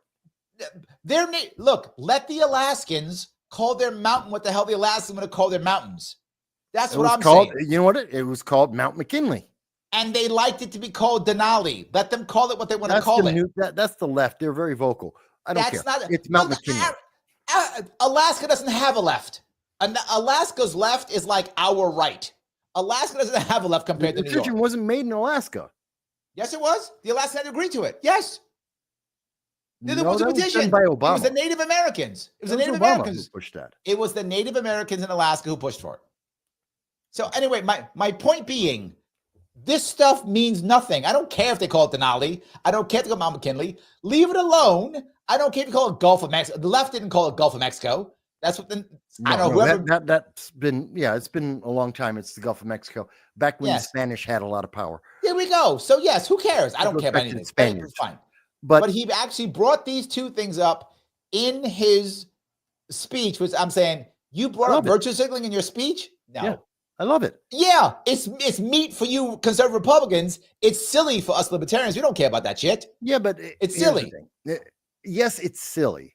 the Gulf of, whether you call it the Gulf of America or Gulf of Mexico, I don't is care. silly. I mean, it's like Yes. saying, what's Japan's actual name? It's Nippon. Nippon. We call it Japan. On our maps, we have it as Japan. Germany is It's not Germany, it's Deutschland. It's Deutschland. And Yes. what is the Democratic Republic of Korea is North Korea. So, I mean, there's a lot of names that aren't the names that we call them on a regular basis. Call it the Gulf of America. No one's hurt. It doesn't mean anything. Panama is the one that we really need to focus on. Yes. Those other two is just a signal of America is strong and we're not going to back down because of some snowflake melting. Okay, fine. The real conversation there is Panama, which is somewhat deflected by those other two issues. Snowflakes are losing their minds and they're crying their tears because, you know, the mountain's got a new name. Ooh, big deal. Oh my God, this is the Gulf of America. It's imperialism. Whatever, shut up. But the serious thing is Panama. And no, we're not invading Greenland, which it's already been resolved. Greenland's prime minister came out and said, you know what? Trump got exactly what he wanted, to have a negotiation and discussion about the mineral rights, which is all it was ever about. I spoke about it in my video. I spoke in my video. I never thought we were going to invade. It wasn't about that. It was about setting it up to be more anti-China, which it worked. So part of what Trump is saying in all of these conversations, and he's using the media very well, is he's letting their fear-mongering to overhype many of his positions so that he can get what he actually wants. No one wants Greenland, but we want the mineral rights. And in terms of Panama, we want a better deal for our ships traveling through the canal, especially our military ships. We want more priority. We want lower rates. And so you think we're not going to take it over? He gets that. So you think we're not? You think that's posturing? He's not going to get over. He's going to negotiate better rates. I think that he will. Yeah, I think he's going to turn around. They're going to give him better rates, and he's going to turn around and go, you know, I'm going to give this to the left. They implored this on me. I listened to the American people. I negotiated, and because the left is telling me I can't do this, I'm going to, you know, they gave us a deal. I'll take the deal. Yeah. If you're right, I'm okay with that. If that's what he's doing, because that's what he did in Greenland, and I knew that already. Mm-hmm. If he does that in Panama, I'm okay with it. If that's the deal, just get better deals, then fine. I don't, that's fine. I'll deal with that. I think my worry is he actually wants to physically either buy it or invade. That is my worry. I think that's part of it's. Notice he used all three at the same time. Greenland, the Gulf of America, and Panama were all put out at the same time with the same hype. And the left fell right into it and went fearmonger. Oh my God, American empire. Oh, North American empire. It's, you know, what did they call it? Canada was renamed Can-America and Mex-America.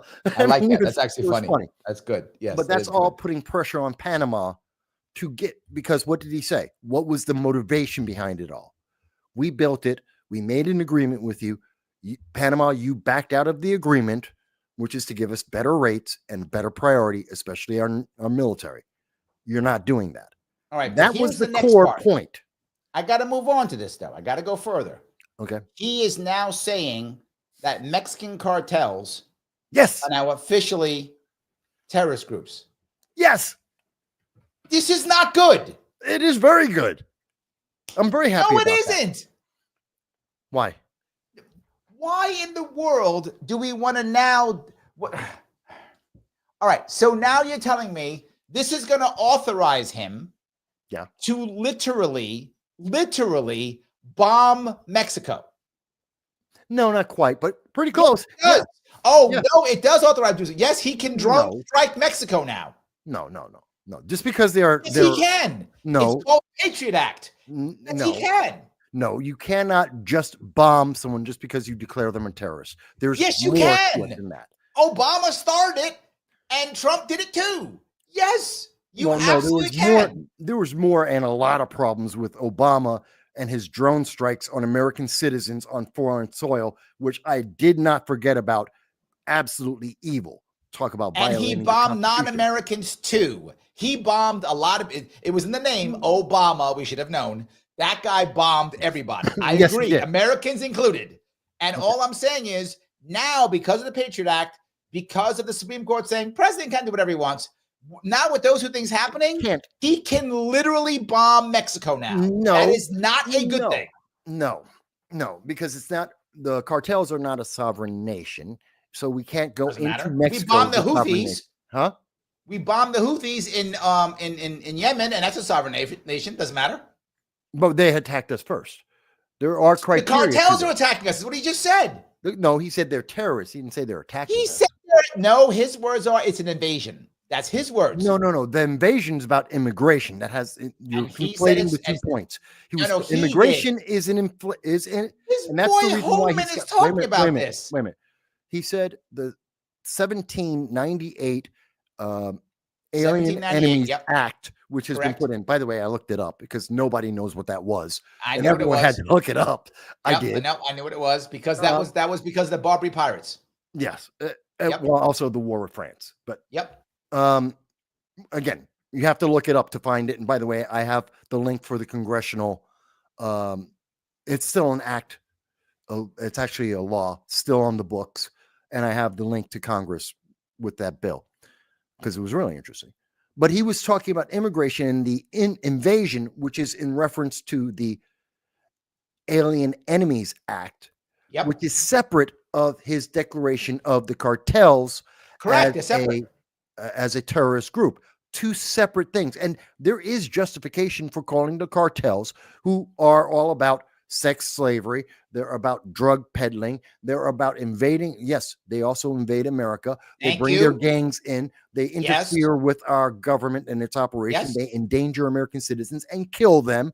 So yeah, the things that you need to qualify as a terrorist organization, the cartels, in fact, do. Yet again, you are explaining why I'm right. But you're not. And we're not going to bomb them. Why?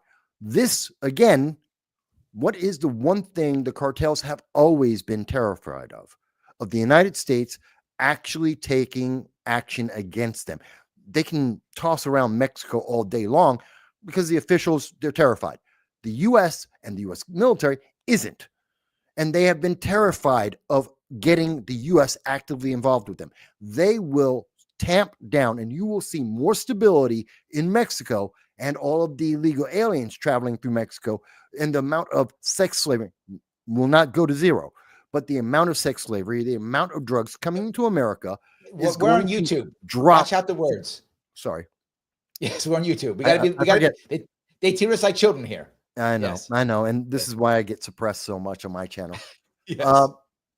You're going to see those drop by a magnitude, the amount of these things that are happening because of the threat. Again, Trump uses the threat of the power far more than he actually does it. I hope you're right. Well, he did this in the first term. But in his first term, he did the same thing. You and I had this conversation before. I said Trump usually starts hardcore and openly talks only about sticks. But behind the scenes, he's also got carrots. He uses both. He uses both to negotiate. That's why he gets shit done. He uses both sticks and carrots. He uses both. So I'm hoping you're right on both cases. You trust him more than I do. You're telling me that. I'm going by his history. His history, we've already had 4 years. We know what he tends to do. Mind you, he is willing to actually carry out many of the things that he says, but he never usually needs to because everyone is terrified that he will because he can. And I hope he has, and he has to some extent done some things. So I think you will see the cartels. This is again, the signal flare has been put up. We're fed up with this. They're going to pull back because it's a matter of self-preservation for them. They're going to pull back. That will help improve things for America and give some stability in Mexico and the rest of the world. That's his big thing right now is stabilize America. Let me grab comments. Phil says, I could see Hamas and Israel both looking for peace to rearm. I agree. I think both sides could do it. Probably. I agree. I think that makes a lot of sense to me that they could do that. It makes a lot of sense to me. That's what Iran is positioning them to be able to do right now. So I'm looking at Instagram and I think it's Shankron says golden age incoming. He says Trump's going to fix it all And the pneumatic coals is, I hope you're right, Dr. Shankran. As I said before, when it comes to the golden age piece, Shankran, I think he went too far. Mike doesn't think so. I think he went too far. I think he shouldn't have. He didn't say what you said, Mike. He didn't go, okay, look, this is a golden age going to start for like the next 50 years or whatever number he was thinking. And this is the beginning of that. He was like, it's tomorrow. He was like that. And I think he's going to pay for that one. No, I think that's people, because of his nature. And you and I talk very authoritatively. And very often we will say things that are a question or something that we want to have more debate on. And people who aren't used to authoritative speaking will back down and take it as, oh, that's a statement. That's something I can't challenge. Where if I'm saying it to you, you'll take it as a challenge and be like, no, I disagree. We get into the discussion. Same thing with Trump. He speaks in also a very authoritative manner. And very often people will take it as an absolute when it's not.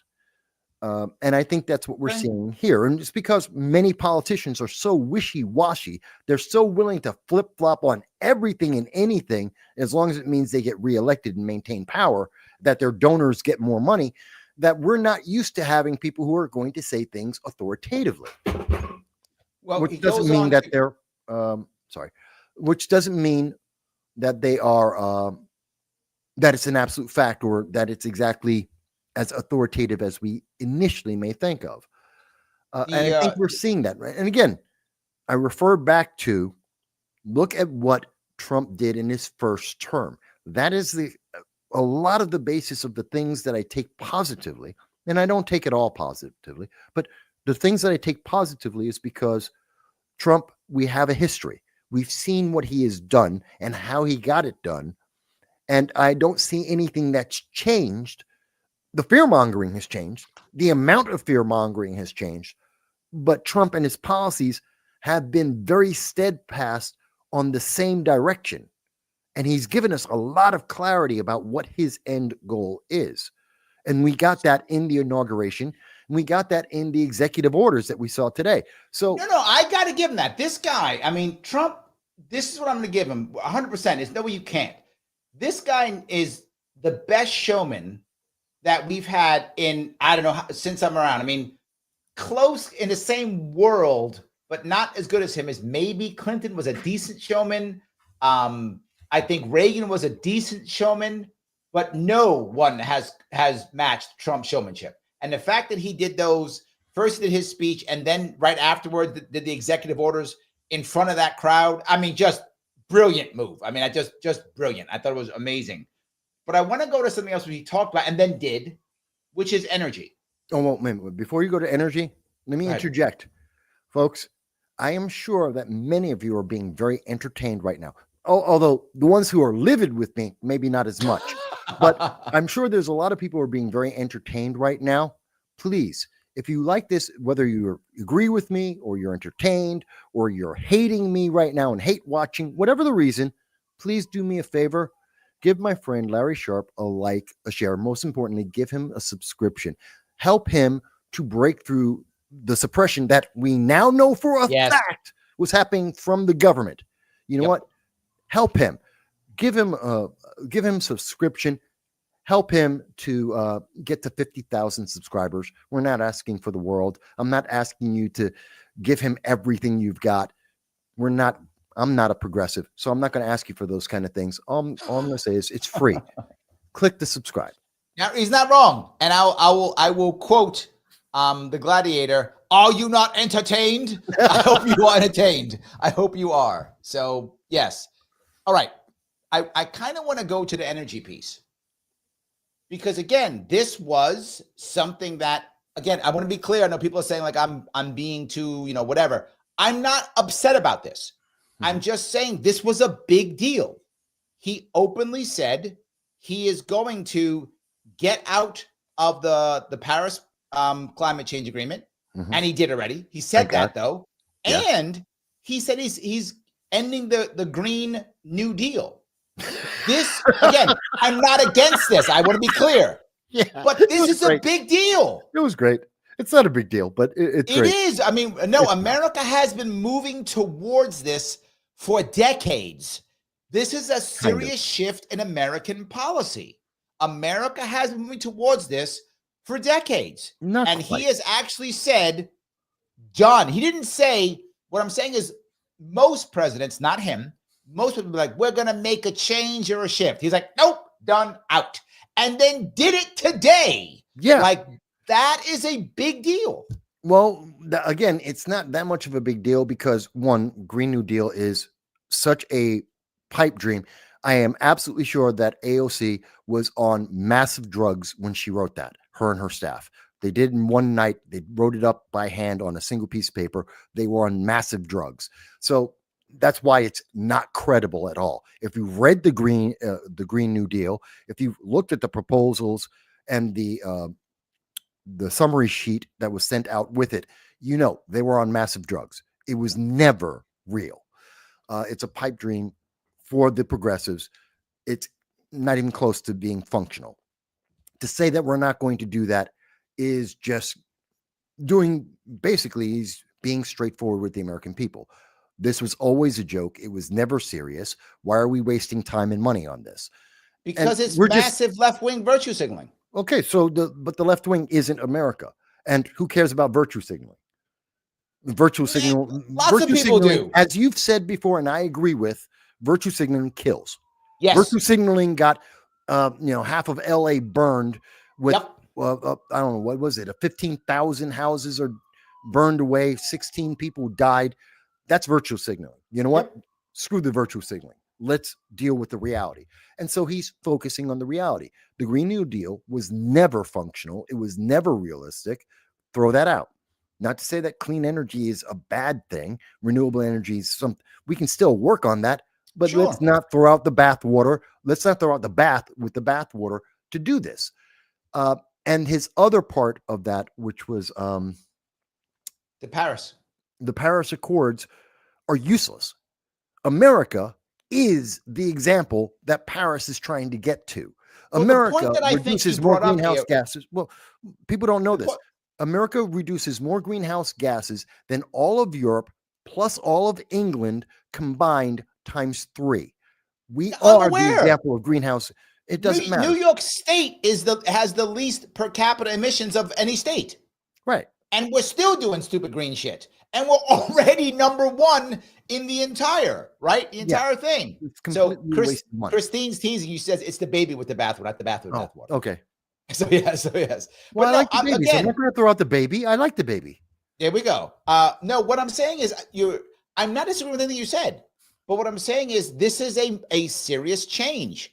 Again, I'm not saying I'm unhappy with it. I'm just pointing out. He's just pointing out this is a change in what they've been doing for decades. You know why? He didn't say this his first time around. Because he had to go for re-election. Because he had to go for re-election. And America My point exactly. This is a big deal, Mike. It's a big deal. You know what? It's not. We're being treated like adults. Adults that have the ability to make decisions in our lives. We have agency. He's treating us like intelligent, grown Americans, as opposed to what other politicians do, which is coddle us like we're some dumb child and tell us to obey blindly, and they'll give us a piece of candy every time, which is usually some kind of check or government handout. And we get that all the time because they're treating us like children. He's treating us like adults. And that's why so many people are shocked, because they're not used to be treated like an adult, that they're being respected. And he's being honest with us. And that's why I love that Trump this is exactly what we wanted from him, to treat us like adults, to give us respect, to be open and transparent. It's funny you say that, because this is what Biden told us when he came. Remember what he said? Biden told us he was going to do that. Biden told us when he first came aboard, he's going to treat us like adults, tell us the truth, blah. Remember all that stuff he said? He said that when he first came aboard, did none of it. Didn't make it past the first week with that. No, didn't do anything, but he did say it. So now Trump comes in and does it, but doesn't say it. Like, Trump is not saying that, he's just doing it. And this is my point. This is a big deal. This has not been done since maybe, I don't know, Carter? I don't even know. When's the last time someone was so honest with us? Nixon. I mean, it's just not a Nixon. Maybe I don't know. I'm just part of Nixon anyway. maybe. Yeah. I don't know. I'm just saying it's been a long time since someone has done this. That's my point. This is a big deal, and that's what I was bringing up. Again, I don't think it's yes, it is a shock to the system to be treated as an adult and respected as being intelligent. Whether you agree or disagree, that's entirely separate of this. Yep. But while it's a shock to the system, it isn't a big deal because the things aren't. How do I word this? It's not earth-shattering. If our politicians treated us like adults all the time, no one would blink an eye. Right. We'd have debates. I'm not saying that debates would end and we'd all agree. No, we'd still have discussions. We'd still have details we'd have to work on. And we'd still have the same process.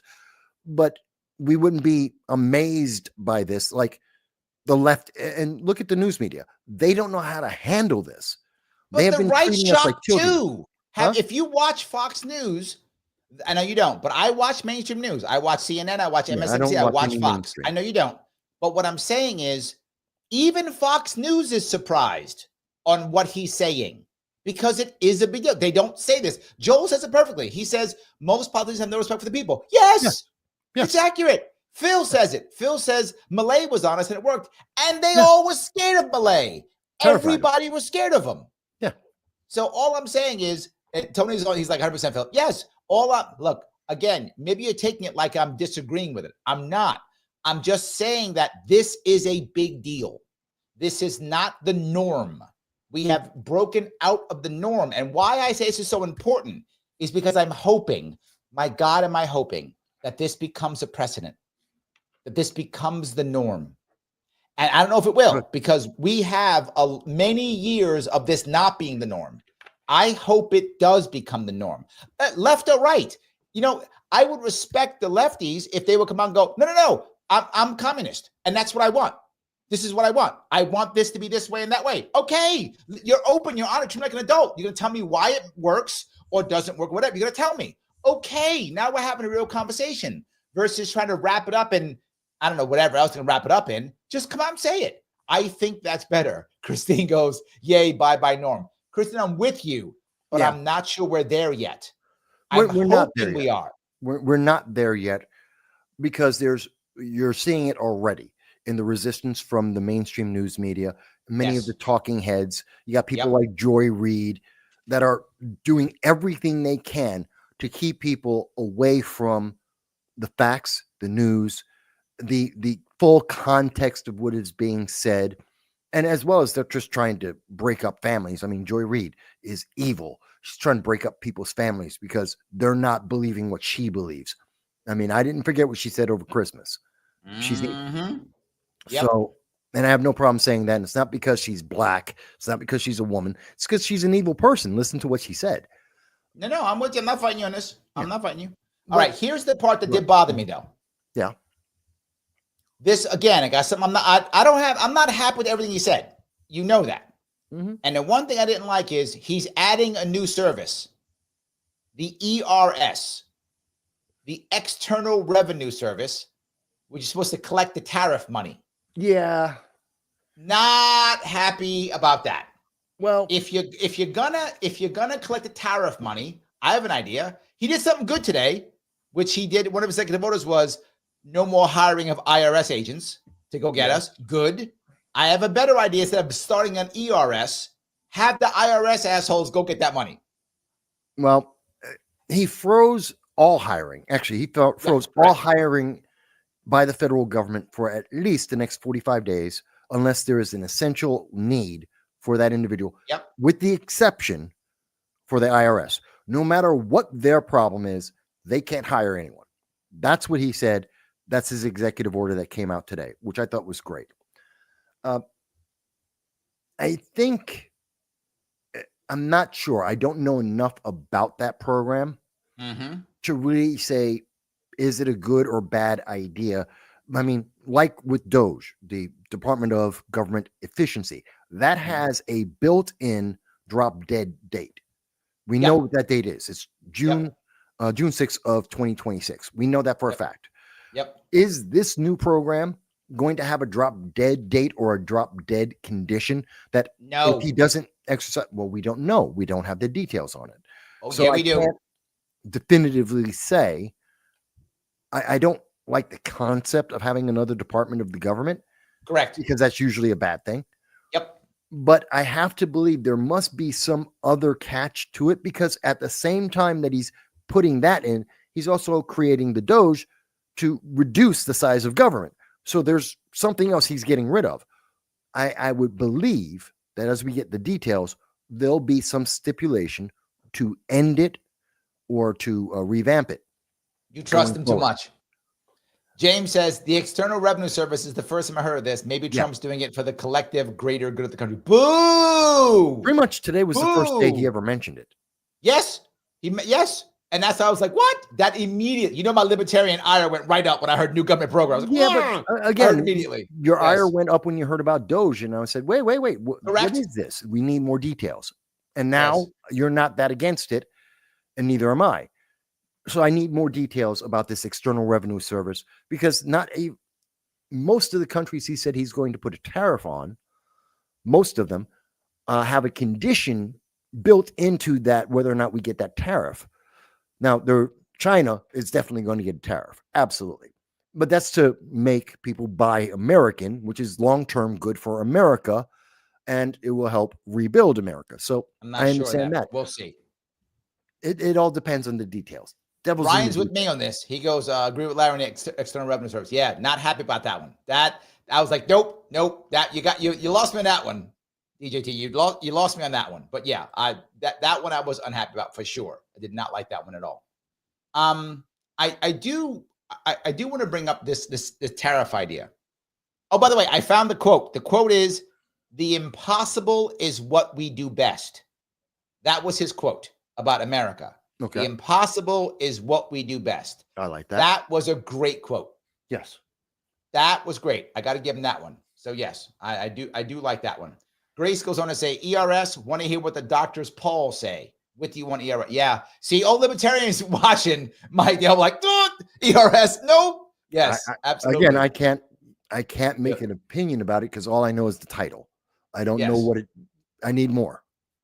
So I think that's kind of what I had when it comes to his actual speech. Did I miss something we should be talking about, or do you want to head on to his executive orders?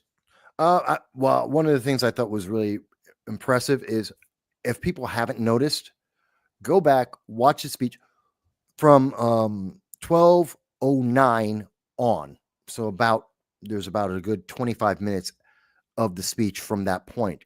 And if you're looking from 12:09 on, just look on the right-hand lower corner.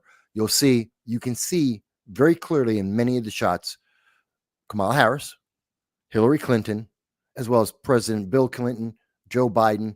You can see those four very clearly multiple times. Kamala was the most angry, bitter person. I mean, nobody, even none of the Democrats were as bitter and angry throughout the entire speech as Kamala. Hillary was close. She was having a lot of comments. Oh yeah, you could also see President G.W. Bush in the background for parts of it as well. And he was kind of like smirking halfway through, had a little bit of a conversation with his wife. He wasn't having such a bad time.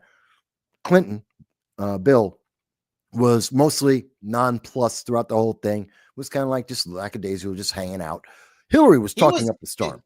Bill Clinton was looking at who his next girlfriend's going to be. He was looking at the crowd, go, ooh, that one's nice. How about that one? I might go with her. That's what Clinton was doing. Hillary's trying to go, see, and if they just voted me in, none of this would be happening right now, Bill. Like, I could have beat him.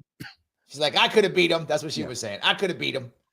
And Kamala was just all about the daggers. Like, I just hate you. I just hate you. I just hate you. Oh, yes. I should have won. I wanted it. All right. Let me grab some of these. Comments. Some guys, people are on your side on this one here with the cartels. The cartels are tyrants. Yes. Drug cartels are in fact terrorists. Yes. Grace Warren, Mexican cartels, great. Yes. Mike says the cartels are a terrorist threat. They use fear, murder, torture to get results. I think they fit the definition. Yep. Yeah. You guys are all wrong. I'm just telling you. No. I can't. You're all wrong. And you're wrong for one important reason. We don't want to be bombing more people. We don't Now, have to bomb them. If Mike is correct, and I'm going to call him on this a year from now, I'm going to have him on again a year from now. And if he's right and we don't bomb anybody and this was a good scare and all of a sudden now the cartels get better, I will eat crow and I will say, well done, Mike. Okay. I don't think that. Okay. I think we're going to screw up and we're going to start bombing and make shit worse. No. That's what is going to happen. No, let me clarify my position. So since we're making this prediction, Mm-hmm. there will be at least one cartel. Yeah, they're going to be bombed out of existence. Absolutely. At least one. They are going to be the example. We're going to devastate them. They're going to be gone from the face of the earth to make the point. And then you will see the rest of the cartels fall right in line. And I don't care what they do in Mexico. Okay. That's Mexico's problem. But the problem for America will be substantially reduced. And they're not going to be doing the stupid crap that they're doing right now to Americans, both in Mexico, around the world, and also in our country, especially the borders. We're gonna have this conversation a year from now. There will be I think one we're wrong. Gone. One of the cartels is gone. And I think whatever happens, if he bombs anybody, if one bomb drops, shit will get worse. No, that's what I think 100%. But okay, we'll find out. That's all I'm gonna say. We're gonna find out. Okay. Phil says we know they're terrorists because President Obama sold them guns. True. Accurate statement, Phil. Very true. That's accurate. That's true. Christine says Obama in chief. Also accurate. Accurate. Yes, absolutely. So yeah, no, the other thing that people are bringing up here though is what Juan says. Well, I really want Trump to do is free Ross, keep the pledge. This I haven't heard yet. I said I'm gonna give him another day. I'm gonna give him till tomorrow to do the things he said he was gonna do. Free Ross. I hope he's gonna pardon Ross, or at least commute, if not pardon. I'll take commuting. Wasn't that guy who got convicted of like a couple of crimes, and more importantly, he was part of a deal that Trump tried to make with the Libertarian Party, and said, if you support me, I'm going to release one of your guys and put one of your people in the cabinet, or at least that he would strongly consider those things. And Libertarians said, "Screw you, middle finger." That is not true at all. Nope, you're completely incorrect. Literally, at least that isn't what the Libertarians did to Donald Trump. Let me tell you what actually happened. Yes, they booed him. Correct. However, when November came, at least 500,000 Libertarians voted for Trump. At least, and that's a lot. No. And they support. No, I'm not done. He supported. Convention. No. He made the deal afterwards with Angela McArdle. It is documented. After the convention, he made the deal. He was going to put a Libertarian in, and he was going to free Ross. He made that deal after the convention. I am unaware of the deal after the convention. I'm only aware of the deal. All you have to do is Google Trump and Angela McArdle. They made that deal. I'm sorry. She says they made that deal. That's what I will say. That's what she says. Okay. I'm hoping it happened. I'm know hoping that. The libertarian politics far more than I do. I do follow it, but not that much. I'm not familiar with Angela McArdle making that statement. And if she's saying that, and that is correct, then I stand corrected. To my knowledge, the only deal that was made was on that stage at the Libertarian convention, and the Libertarians on that stage gave him the middle finger and said, "No, we're going to go with Chase Oliver because he's so great and so leftist. We're going to get all the votes," and they got 0.5%.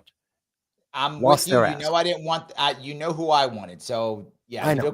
I know. You're about to get me triggered. I'm not going to trigger you. I already got almost triggered me. I'm gonna walk away from this, not be triggered. Yeah. I'm gonna go on what James says.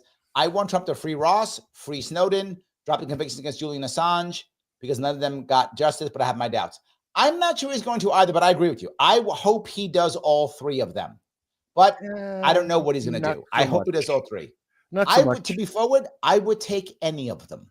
I would take any of them, but I'm with you, James. I want all three. I would take any because Biden clearly did it and would do none. So I get none with Biden-Harris. If I get one with Trump, I'm happy. I'd like all three though.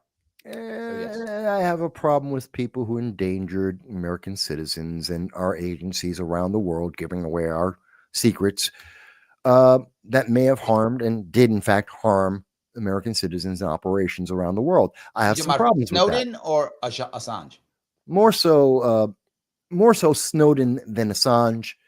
Absolute garbage. Hurt. Nobody died from that at all. And what letting out what the government knew was far more important. What you're basically saying is, I'm mad because some guy let people know what crimes my government was doing in my name. No, I don't mind. And then the criminals that were doing the work, they might have gotten in trouble. I'm not mad about that at all. I'm not upset about that. I am upset that there were certain, and maybe I'm thinking of Assange instead of Snowden. I get those two mixed up a lot about what secrets they gave away. But I do know that several of the secrets that were released did impact U.S. ability to have international transactions. International policy was affected by this. Several operations were affected. There were American agents, many of them in the intelligence fields, were affected, endangered. Some lives were hurt. So yeah, I have a problem with that. There was a problem there. The government was doing illegal shit and hiding it. I don't care. Don't care. Every government does something. Every government does something. Yes, and that's not good. Correct. The world is the world. There are certain. You know what? I would love to be a purist. I'm not. I'm a realist. We're nowhere near pure. I'm not saying that. But if we're going to be doing stuff that's affecting American citizens, and it's what he showed, we are spying. He was telling us they were spying on American citizens. That's what he showed.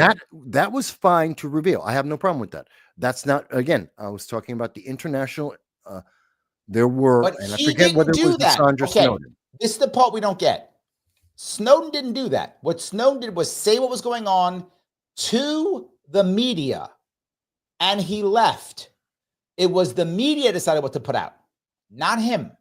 So if you be mad at somebody, be mad at the media if you think that's true. Not him. Well, he didn't put it out for a lot of things. But again, yes, but he didn't put it out. Okay. He gave it to the media. He said, media, do as you wish, do the right thing. I'm leaving because they about to arrest me. Okay. Again, I don't remember. It's been a long time since I've dealt with either of those two. And I don't remember if I'm upset with Assange or if it's Snowden. I'm probably mixing them up right now and mixing up their cases at this point because it's been so long. I think most Americans are confused about what each of them individually did. So I don't think I'm alone in this. But I do recall that, and again, I don't know which one it was. My concern was the revealing of military and intelligence secrets that affected the ability of Americans to be protected around the world. I had a deep problem with that. I still have a deep problem with that. And whether it was Assange or Snowden, whichever of them did it, that's the one I'm pissed off at. And that's the one I think that we need to have some recompense. And you can make the argument that it's been so many years that because they've been in isolation, they've suffered. You can make that argument. I don't know if I buy it, but I'm not going to give them a free pass. Okay. I wouldn't only give Snowden a free pass. If I was president tomorrow, I would literally give him the Medal of Freedom. And I would literally give him the Medal of Freedom. You would, but I would still give him the Medal of Freedom. That's how much I think Snowden's amazing. Anyway, okay. Robert says, I agree with Larry. Defining an area, a terrorist region could allow a president to order military operations to murder said terrorists in a said area without a trial. Yes. See this? So they're not all on your side. I got a couple on my side, man. I'm surprised I got as many on my side for as long as I have. I got a couple of them, so that's okay. With your audience, I'm surprised so many are with a couple. Me. Absolutely. Colini says, liberation today, golden age tomorrow. Sounds about right. Look, I hope that's true. I'm not against it, but it's like Elon Musk showing up and saying, I'm going to cut $2 trillion out of the budget. Look, I hope he does. I just don't believe he will. If he gives me $1 trillion, I would be happy. If he gave me $1 trillion, I'd be ecstatic. I'd be saying Elon Musk the greatest guy in the world if he can do it. $2 trillion? Now you got to match $2 trillion? I don't know how you do that. And that's my point. I feel like sometimes they just go too far, right? They promise something that they just can't deliver. And that drives me crazy. But Trump has a history of actually giving us more often, about 75% of what he's promised us in the past, he did. That's his record. Okay. It's a pretty damn good record. I'm just, okay. Look, if he does it, I will be very happy. I'm just very skeptical. That's all I'm saying. Henge says it's Nixon. He said, you said Nixon. He says Nixon. He goes, Trump is the most honest president since Nixon. Yeah. He's more transparent than, I can't remember a more transparent. No, not in our lifetime. I can't remember one. Not in our lifetime. I can't remember one. So yeah, absolutely. So that's exactly my point. That's why that is such a big deal. I don't see many being that way. In fact, I don't see most politicians being that way. Oh, right? I agree. Yeah. I don't see most at all. We both know many politicians at every level of government in many states and the federal government as well. Yes.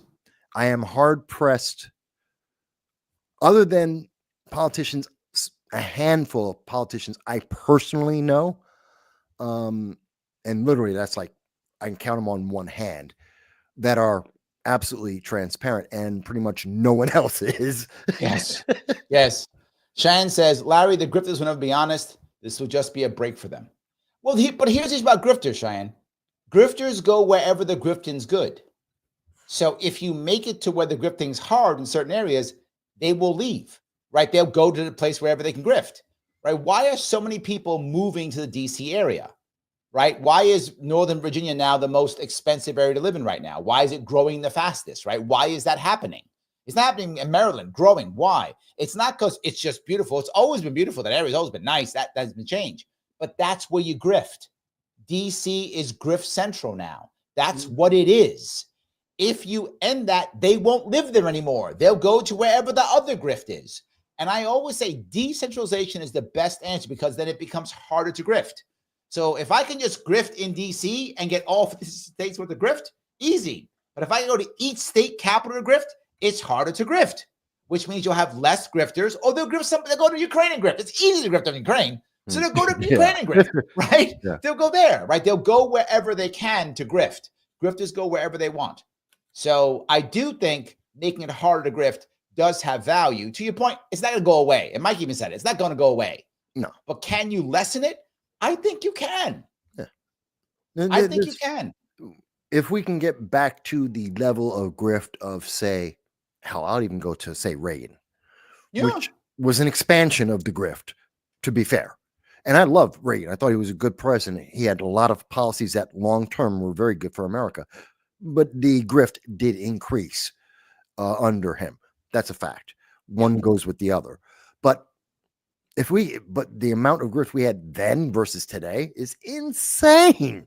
I mean, just floodgates are wide open. So yeah, I'd love to see it pull back. Something we should also bring up that came out of the speech today. For all those feminists out there, all the members of National Organization of Women, members of the intersectional persuasion, nut jobs who are shaving their heads bald and dyeing it blue and all that and on blue sky.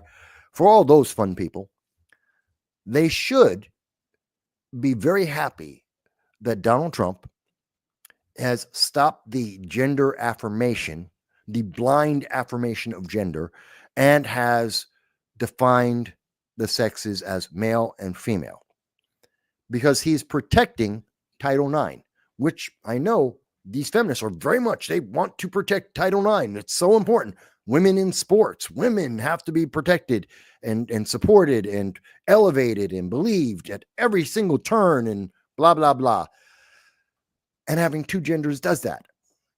If you want to have women who don't have to worry about some guy going into their spa, as happened in LA, you don't have young women assaulted in high schools. Okay, this is not what we talked. Let's stay on target. I know you want to go. That's what he said. That was the definition of male and female. This is good for women, and they're going to tell you that he hates women, but this is actually positive for women.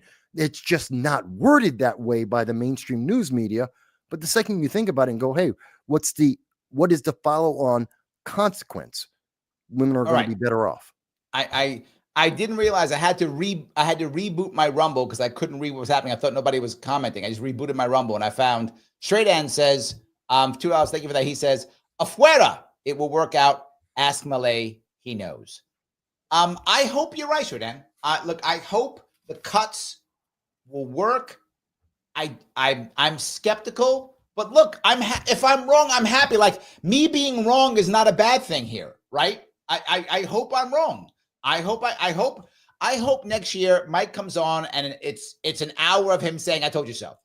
I don't think we have to wait that long. I mean, we already have, as I said, about 80 executive orders, which I'm not a fan of executive orders. I said that about Obama. I said that about Trump the first time. I said it about Biden when he came in. I'm not a fan of all these executive orders. And Trump, we first heard he was going to have 100 executive orders. Then now we're hearing it's going to be 200. Yep. The context of that is, at least right now, the overwhelming majority of the executive orders are rescinding a previous the executive orders of Biden. So he's actually kind of getting rid of the executive orders. He's actually kind of doing what I would like to see, is get less executive orders out there. So I'm kind of we'll a little see how that torn on works. that. Huh? Let me grab some more if I could on comments, Rumble, because I missed a bunch. Oh, Jordan yeah. says, let the Alaskans call the mountain what they want. I agree. I don't care what they call it. Call whatever you want. Redo the ERA. And if 38 states agree, make it a 28th. What's the problem? I agree. If you got an amendment, put it out there. If the states agree, it's fine. They don't. I don't think they're going to buy it. I think this is the worst. If I'm a proponent of the ERA, I'm not putting it out now. Now's the worst time. It is never passing now. Well, it didn't pass actually, because it was actually 36 of the states have rescinded their approval. That's what I'm saying. I wouldn't put it out now if I was them. I would just let it go. I'd wait, because now is not time for that. That's not passing now. Yeah, it's never going to pass. It's never going to pass. And you never know. 100 years now, Mike. You never know. Unless we want to dehumanize women. I mean, if you don't believe women are human beings, go for the ERA. But otherwise, get rid of it. We might want to. He goes on to say, I was hoping the DOGE will be temporary and the External Revenue Service. We don't need another government agency. I hope that's true too, right? Now, also straight angles, and on one more thing, he says, if the cartels are bad, he says that they're killing 300,000 of us per year, is what he said, we can now declare war on them. And that has always been my point, which is why I can't stand the Patriot Act. You do not have to declare war on a country. We've done it before. We can declare war on individuals, groups. We can do it. We've done it before. Mm-hmm. If that's a problem, just declare war on the cartels. Name them, declare war. You do that, okay. That means now the Congress is saying we are prepared to send young men to die to fight the cartels because they're that important to our country. And if they say that, I'm okay. Take responsibility, Congress. Stop making the president responsible for this shit. The Congress is supposed to be responsible for this. Take your responsibility. Declare war like the Constitution said so. Yeah, but Larry, this is part of that process.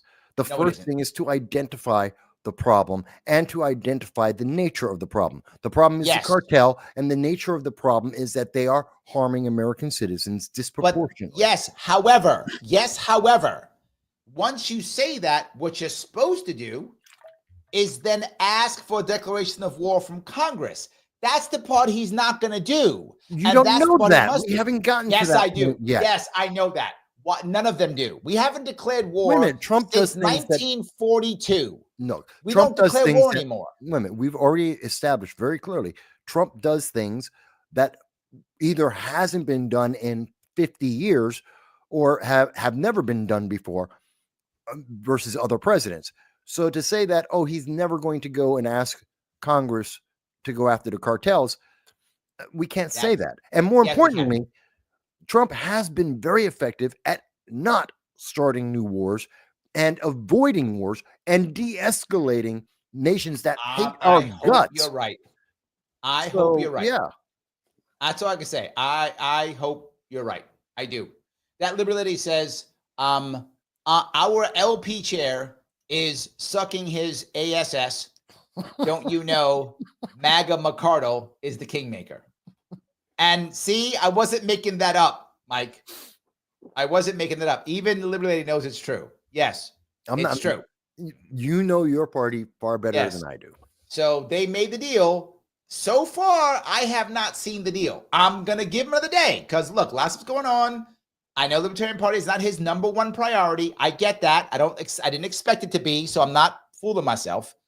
But day 2, day 3, Yeah, you should be doing something if you're going to deal with your deal. Maybe after day 30, maybe day 45. A lot of the executive orders he is putting out, a lot of the changes to get rid of DEI and to get rid of some of these other programs, mostly DEI and the climate change crap. He's getting rid of all that, and he has reports coming in most of them are 45 or 90 days that he's going to get reports back how they're fixing the government and spending less money and becoming more efficient and more effective, which is brilliant. So getting to the libertarians may come somewhere around day 45, day 100. And you'll still be happy if he does it. You'll be ecstatic because no one else will do it at all. You're right. It's true. Look, if I get any of those 3, I'm going to be happy with you. I think you're right. So Tony says, let's wait and see what happens when we judge. Now everything needs a reaction right away. I agree. And I said with Malay, people were attacking me in Malay immediately when he got, and I said, nope, give me 1 year and then I'll go back and talk about it. And I did. And I gave a whole show a year later on Malay. And I think it's an overall success. He's got some failures and things didn't go perfectly at all, but I knew they wouldn't. But I think if you put the pluses and minuses, Malay is absolutely a positive for Argentina compared to what was before. Oh, yeah. The overall is positive. He's only at what? Their monthly inflation is only 20%. I mean, that's astounding. It was 200%. Exactly. You know, people don't realize it's like it's 90% down from what it was. He's doing a phenomenal job. Overall, he's winning. I hope next year Trump's winning. I'm being very clear. All I'm saying is I like a lot of stuff he said. I liked what he had to say. I'm saying some things that I'm saying that I think are shocking. Again, I'm not against them, but I'm saying I think they are shocking. People didn't used to say these things. Now he's saying them. I'm hoping this is a precedent that others will follow. I think we saw it with Elon Musk. Elon Musk was a precedent that right behind him became Zuckerberg, Bezos. They all got right behind Elon. Elon was the first guy up front who says, I don't care. You can try to cancel me if you want to. I don't give a shit. He said that, and they were like, oh, wait a minute. We can do that? If you watch Zuckerberg talk, Zuckerberg was actually afraid of the government. He was honestly afraid. Yes, that doesn't matter. It's still true. So he's a coward. Lots of people are cowards. A lot of people are scared of the government. A lot of people are. I have watched the government personally destroy people.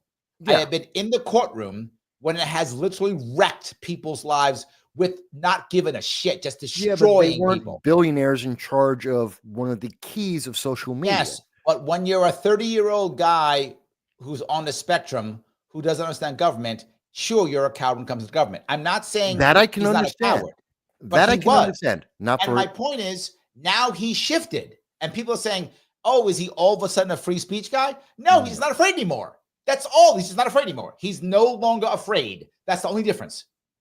Zuckerberg doesn't care either way. He just doesn't want to go to jail and have his company destroyed. Selfish. It's fine. I accept that. Fine. But he's moved. I think yes, yes. a lot of people followed Musk on this one. I'm hoping people will follow the openness and even the brashness that I often don't like about Trump. But if I had a choice of the brashness versus the lying, I will take the brashness. I'd rather have honesty without all the brashness, but I'll take it, right? If I got to decide which one, I'll take it. And I want more people to take it. I think that's one of his biggest problems. And people said this a lot. In fact, I've said it as well in the past, that people were upset that Trump had mean tweets. And a lot of people are, it's because we've been coddled by so many presidents and so much of the news media. Yes. And people aren't used to it. Correct. We've had many. Trump is not the most bullheaded or brash president we have ever had, not by a long shot. Yep. And we've had people have people actually listened to what President Johnson said? Johnson was a monster. Publicly? He was a monster. Yes, absolutely 100%. A monster. Yes. And he wasn't even the worst. He's just one of the more recent ones. Yes. We need, again, I think the thing that one of the great things about what Trump is doing, regardless of, again, Everything I've said about Trump has nothing to do with whether you like him or not, because it doesn't matter if you like a president or not. That's not a factor. What is a factor is, are they efficient? Are they effective? That's what a president is. Whether you like him or not, who cares? That's how people vote. They vote on feels. Sadly, and that's because people are stupid. They've been convinced to be stupid. Doing things emotionally is a failure, especially when it comes to politics. And we're finally being treated like adults. And being an adult means that not everything's going to be coddled. It's not going to be nice. It's not going to be warm and fuzzy and make you feel good. It's about doing what's effective and efficient, which sometimes is very harsh and very unpleasant, but it's necessary, especially if you have a long-term view of things. And I think that's what we're getting out of Trump. And I think that's why he's so effective and why he's well respected and also feared. And fear is a very good thing for an American president when dealing with international politics, and so also somewhat in domestic as well. Let me move on a couple more of these if I could. Robert says DOGE is an advisory group. They're playing those around. The executive branch gets advisory from a lot of groups. Correct. DOGE will probably get more clout than others because of Musk's involvement, but it's not funded by the government. And that I'm okay with. But Robert and I, we're both libertarians. We're good with that, right? If I'm not writing a check, it's you I'm good. I'm not. Yeah, I'm good 100%. Yes. Ryan says, it looked to me like Bill Clinton was really into Carrie Underwood. That's his type. That's his type. But I don't think Carrie is going to want Bill. But I'm sure Bill wants Carrie. You know what? I'm we sure got he to give her does. props. Carrie Underwood did a great job because the music failed. And that was, and I was like, oh my God, they're going to blow it with Carrie Underwood singing because the music's all scrapped. And she just went a cappella. Yeah. And I thought, absolutely, the way she did that, she did it both gracefully and she was prepared and sang beautifully. And she also got the crowd involved. But she's talented. She's a talented person. She's talented. She's talented, and it came across that she was that talent, that ability, and also the presence of mind to just, you know what, screw this. They're screwing up the moment. Let me take it in my hands and go. And I thought she saved it. That could have been really embarrassing, and it was about to be. And she really saved that. I thought that was. Christine says, commendable. Yes, the ex-losers, that was priceless. So Christine's with you, Mike. She enjoyed that too. Yes, absolutely. Mike says, what if we use special forces instead of bombs? Okay, I'll give you 2 points. If we actually send troops on the ground into Mexico and we don't declare war on the cartels and we just do it because Trump orders it, that is a terrible idea. If we're going to send troops, look, we shouldn't do anything else unless Congress takes responsibility. They're supposed to be responsible for it, and they never are. So no matter what, Congress take responsibility no matter what. But if we do that, now we're risking leaving a body in Mexico. That is a huge risk. Special forces are awesome, but that's a big risk. Things go south, things go bad. We got to pull guys out. God, I hope that's not like That's a massive international incident. Correct. If we're going to do anything, I hope we go with the droning and the bombing. If we do, I don't want to do that even, but if we're going to do something, I do not want boots on the ground unless we literally say we are declaring war on the cartels and we are asking Mexico to join us in this war. And they give them permission to cross the border and come in. That's what I would love. Yeah. But if they say no, at least we've declared war and we have openly asked diplomatically, hey, we're at war with this group. Mexico, will you allow us to come in? If they say no, then we got to have a diplomatic issue with Mexico. But at least we go through the route. We show Mexico respect. We do the war, the declaration of war. I know you might say, Larry, that's all like pomp and circumstance. Diplomacy is heavily about that. Yeah. It's important, and it makes a difference. Again, signal flares to the rest of the world. Yes. It is important for that reason alone. I don't disagree with you, but I think he'll do it. I hope you're right. I think he will. What will probably happen is he will ask the Congress. The Congress will waffle on this and do nothing. And he has the War Powers Act. Once he declares that this is an act of war, or that he wants it to be declared an act of war, he can use the War Powers Act for 30 days to go in and take action.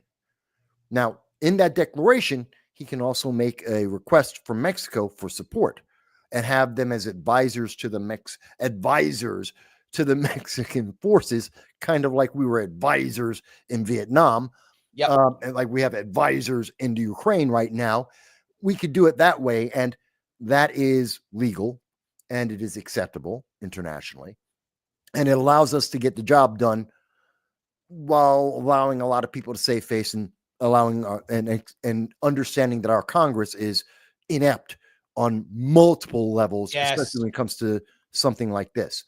Absolutely. So that's another way it could be done, and that's probably the way it will be done. So I look over at Instagram, and at Yarb says Carrie was phenomenal. Agreed. She's a professional. She's good at what she does, and it showed. 100%. Yes to all of that stuff. Mm-hmm. Andrea says, at least you can blame Mike for triggering me today. That's true. That's one thing. Yes, absolutely. Well, I'm blaming Larry for triggering me. There we go. Yes, I actually triggered Mike today. That way. Yes. Ryan says Mike is wrong on Snowden. Correct. Mike is wrong on Snowden. Correct. I'm glad someone's on page with this one. That's good. Absolutely. That's good. How do you feel about the go ahead, read the comments, but once we get done with that, I want to know, what do you think about the 1798 Alien Enemies Act? But let's go through the comments. All right. Maybe there's a question on it. I don't know. Okay. Search and Story says, oh, sorry, Ron, this is Philip. He says, we've trained Mexican soldiers before, and some of them found the cartels paid better. We're always training our next enemy. Also true. But again, if we're going to do this, I think to Mike's point, the outside signaling matters. It does. You have to do it the right way. Mm-hmm. And that's the issue. Otherwise, we have a problem. I do think that matters. Tony says, Mexico and USA work together covertly and fix the problem. I hope you're right. That has not happened in the past. In the past, Mexico has failed to do their part. That's what has happened in the past. I hope I hope you're right, but I don't see it. I think it's going to be Americans, and I think Mike's right. It'll be Mexican advisors. I don't see the Mexican military doing this. I could be wrong, but I don't. We've never had as strong a president with as strong a purpose. Grace says we don't need a Black Hawk down in Mexico. Correct. True. That is exactly my worry. True. Grace, you read my mind. Yes, absolutely. Ooh, Phil. Okay, Phil's got okay, here he goes. Phil's like we do in Africa, like we have in Colombia, like we did in Nicaragua. Yes, yes, and yes. Thank you. Exactly my problem. Like in the Philippines. Successes out of some of that. He says, I have more unfortunately. I know you have too many, Phil. I'm with you. Not all of them are failures. Well, if you're a military industrial complex, no, but for us, yes. No. The world is more stable now in many ways because some of the things we do not so quietly. Phil says Bill was in the Kamala. That's you can do that too. That's more Kamala might give him a little something. Kamala likes powerful men. I mean, you never know. I mean, that could be maybe that's it. It's kind of Bill's type.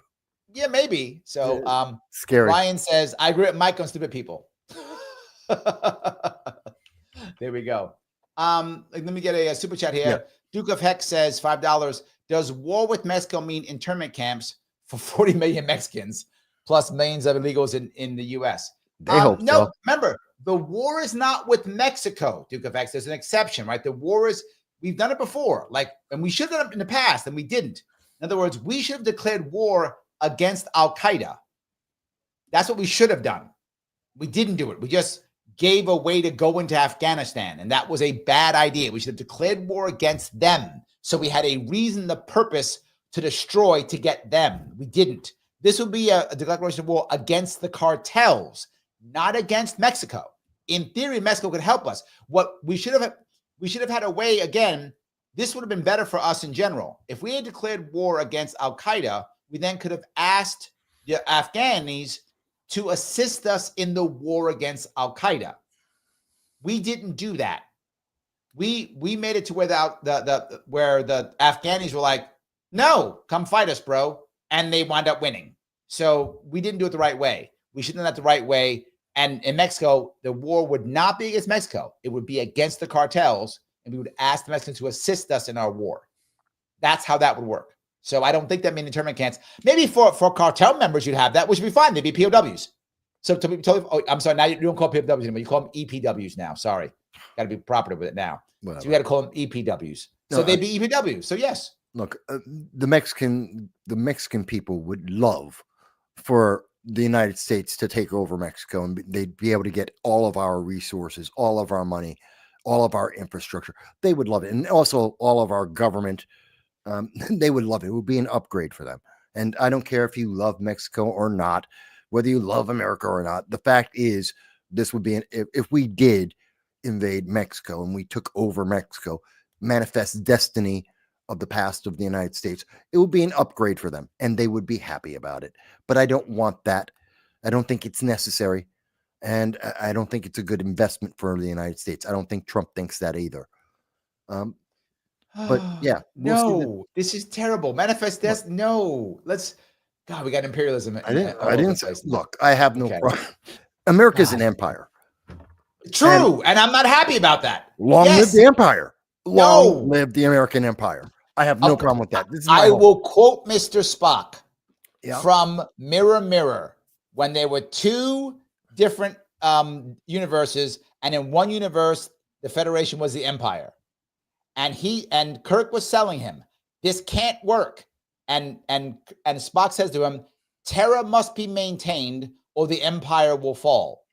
Yes, I don't like that idea. And I love that Kirk said, hold on. And then Kirk goes on to say, can you not see the logic on how the empire has to fall? It can't survive. And he literally says, Spock says, the lifespan of the empire is 200 some odd years or whatever he says. I've got the number he says. He says the number. It's got a limit. And then he says, do you not see the logic in that? Okay. And then Spock literally says, I will take that under command. And then later on, if you remember in the later Star Treks, it comes back that Spock actually used the thing to end the empire. Okay. And let's remember that in the mirror, beyond the mirror universe, which was a very bad allegory because it was very one-sided, Star Trek is a progressive fantasy put into a sci-fi element. And mind you, I like Star Trek. I like the original. No, not this Discovery. The original was not that at all. The original you're incorrect. Did a very good job at presenting a lot of very difficult issues. Correct. Social issues. Yes. So I have no problem with that. But let's not kid ourselves that they had an overwhelming bias of progressivism. Not the first one, they did not. With the rainbow, literally filled with rainbows and like kumbaya everywhere. The answer to everything was kumbaya. Let's give each other a hug. Are you talking about the original series, or are you talking about the series afterwards? No, the original series, they were like, we should arm the people like Vietnam. They were literally blowing people up. Yes. No. They did have conflicts. They did. But the overwhelming answer to almost everything was that they needed, even worse when it came to the Next Generation, which was absolutely all about kumbaya. Next Generation was after. That's why after the original series, DS9. I think you are wrong on the original series completely. The original they series had a lot of episodes about kumbaya. Yes, and they also had where they were like, remember one episode where the people, if you remember this one episode, when the people are literally stepping into this disintegration chambers because they wanted to have a safer, nicer war. Remember that? Yeah. They had the blows it all up. Yeah. The computer blows it up. People just walk into the disintegration chambers, and it was Kirk was supposed to walk into one of them because he was in a blast zone. Yeah, I remember that. Dude, you're off on the original series. You're totally right in the rest of them. I agree. First one, you're off. It was definitely a mix. There was some kumbaya stuff, and there was some stuff that was hardcore. There was a mix. Only when they were fighting like absolute aliens, like the rock monster or the. Doesn't matter. There was still both. Is my point. Well, they're not human. Doesn't matter. They were both. Is what I'm saying. They were both. I'm just saying. Anyway, let me grab it. Let me grab it. It's okay. I don't mind you being wrong, but I'm right on Star Trek. Anyway, so yes, I'm looking over at Instagram. AT Yarb says our borders have been busted for the last 4 years. Who knows who's been allowed on American soil? It's a valid point. Agreed. We'll find out because we'll find out. We're going to have mass deportations. Yay! This is a good thing. I am worried about that. Why? I am worried about that. I am worried that that Holman is too much of a zealot. I said it before, and I'm saying it again. Again, I hope I'm wrong, but I feel like he's a zealot. Now, what Trump said today, I'm okay with what he said.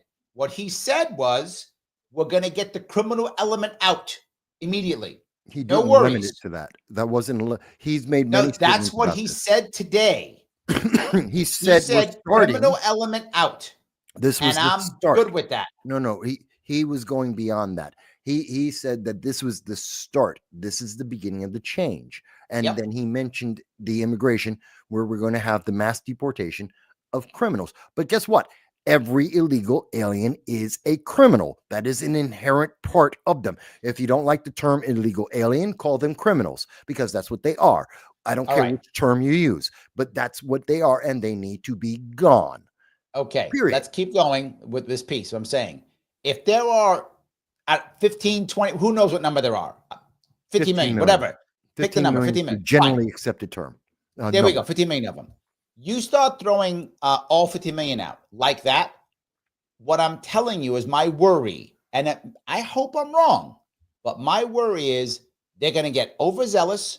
They're going to start kicking in doors of actual Americans. They're going to start yanking Americans out and put them in jail. I'm not okay with that. No, that's now, if you just, yes, it is. You're right, because the government has done it many times, and Holman's a zealot, and that is my worry. Look, I hope 6 months from now, I'm sitting here going, it's going well, no worries. But the government has shown me that it screws up too often for me not to be scared of this. No, I truly don't think that's going to happen.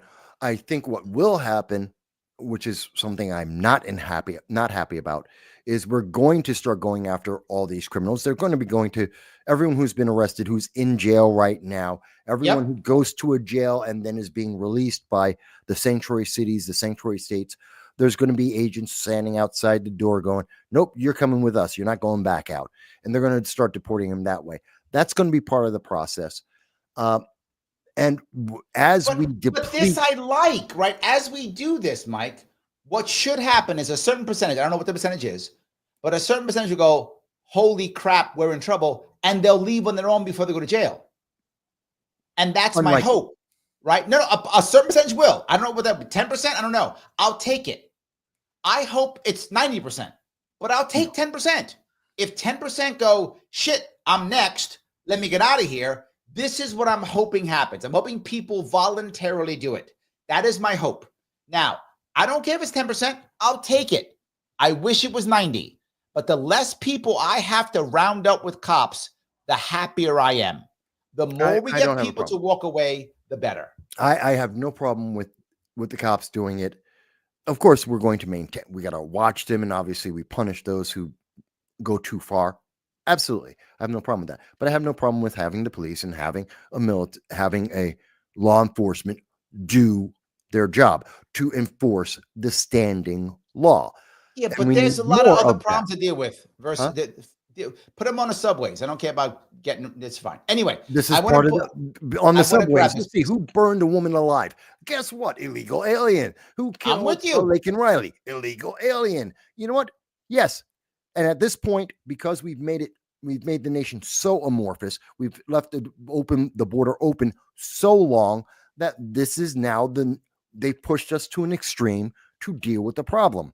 It's not as simple as, well, we close the door and they all walk away. It's not going to happen. We have to take extreme measures because they put us in an extreme problem. Let me grab a couple of these if I could. This is, I want to make sure, guys, if you haven't shared this already, please share this. If you have not, please do so. Click the button known as like. It does matter. Every like you do, lets the Al Gore, Mr. Rhythm, lets that guy say, you know what? Let me show it to other people. That's what I'm trying to do. If you haven't subscribed on YouTube, please do so. Remember, people who subscribe, only 14% of you also select all notifications. You just select that so you get notified every time I go live. It does matter. I love a super chat. So you want to super chat me, happy to have it. You can rant me on Rumble. Sorry, I missed Rumble. I had to reboot it. Didn't know I had to. Also, if you want to subscribe, please subscribe or follow me. Why do you hate me? Why would you not subscribe or follow me? Please do so if you would.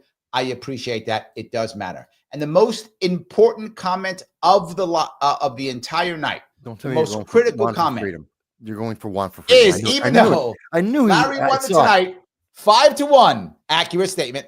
I still think it was a great debate. So yes, it was 5-1. Really, it was probably more like 10-1. But Juan's being good to you. Not even close.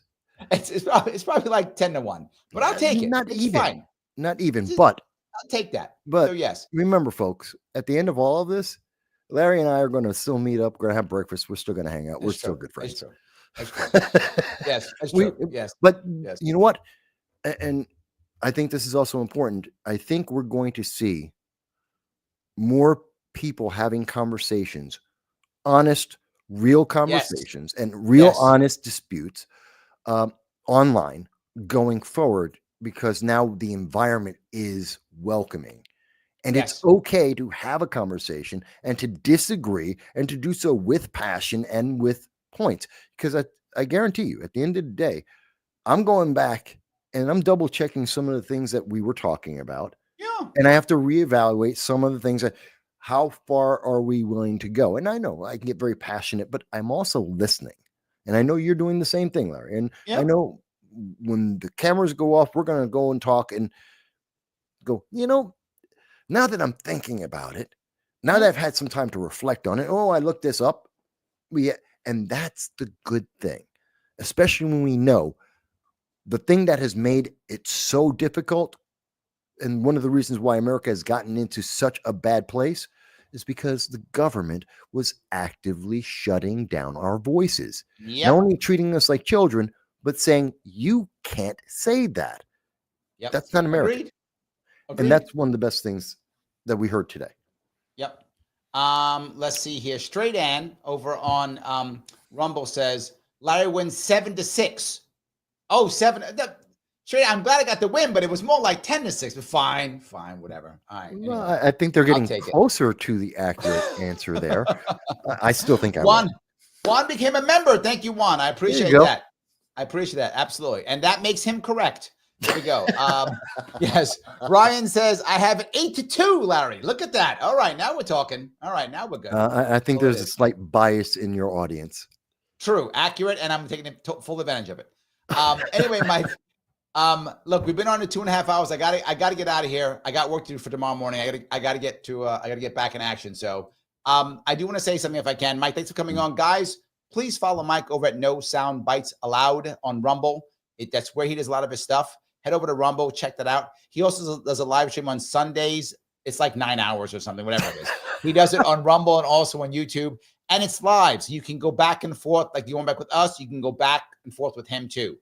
Tomorrow, I will be on at 1 p.m. My live show, my radio show will be on tomorrow at 1 p.m. If you want to call in, it's a call-in show, WYSL, Rochester, New York. I probably will not be doing a show tomorrow night. I am utterly swamped with work.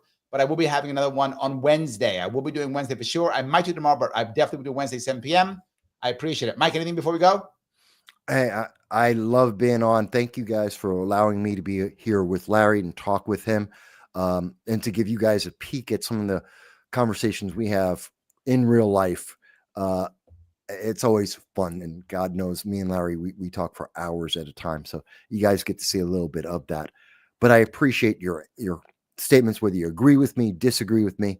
I think you guys had some great points. You had some great opinions.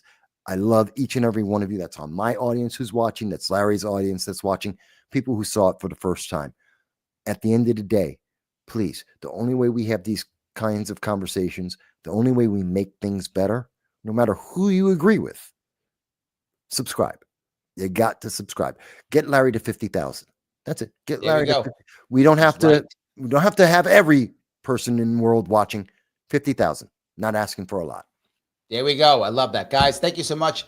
And by the way, what I want you to bring up, if you don't mind, after this is over, please in the chat after it's over, in the comments wherever you're watching, please put what you cared about Trump talking about, what bothered you, or what you were happy about, what Trump talked about today. What was the thing that triggered you or got you the most happy or excited or even angry? Either one.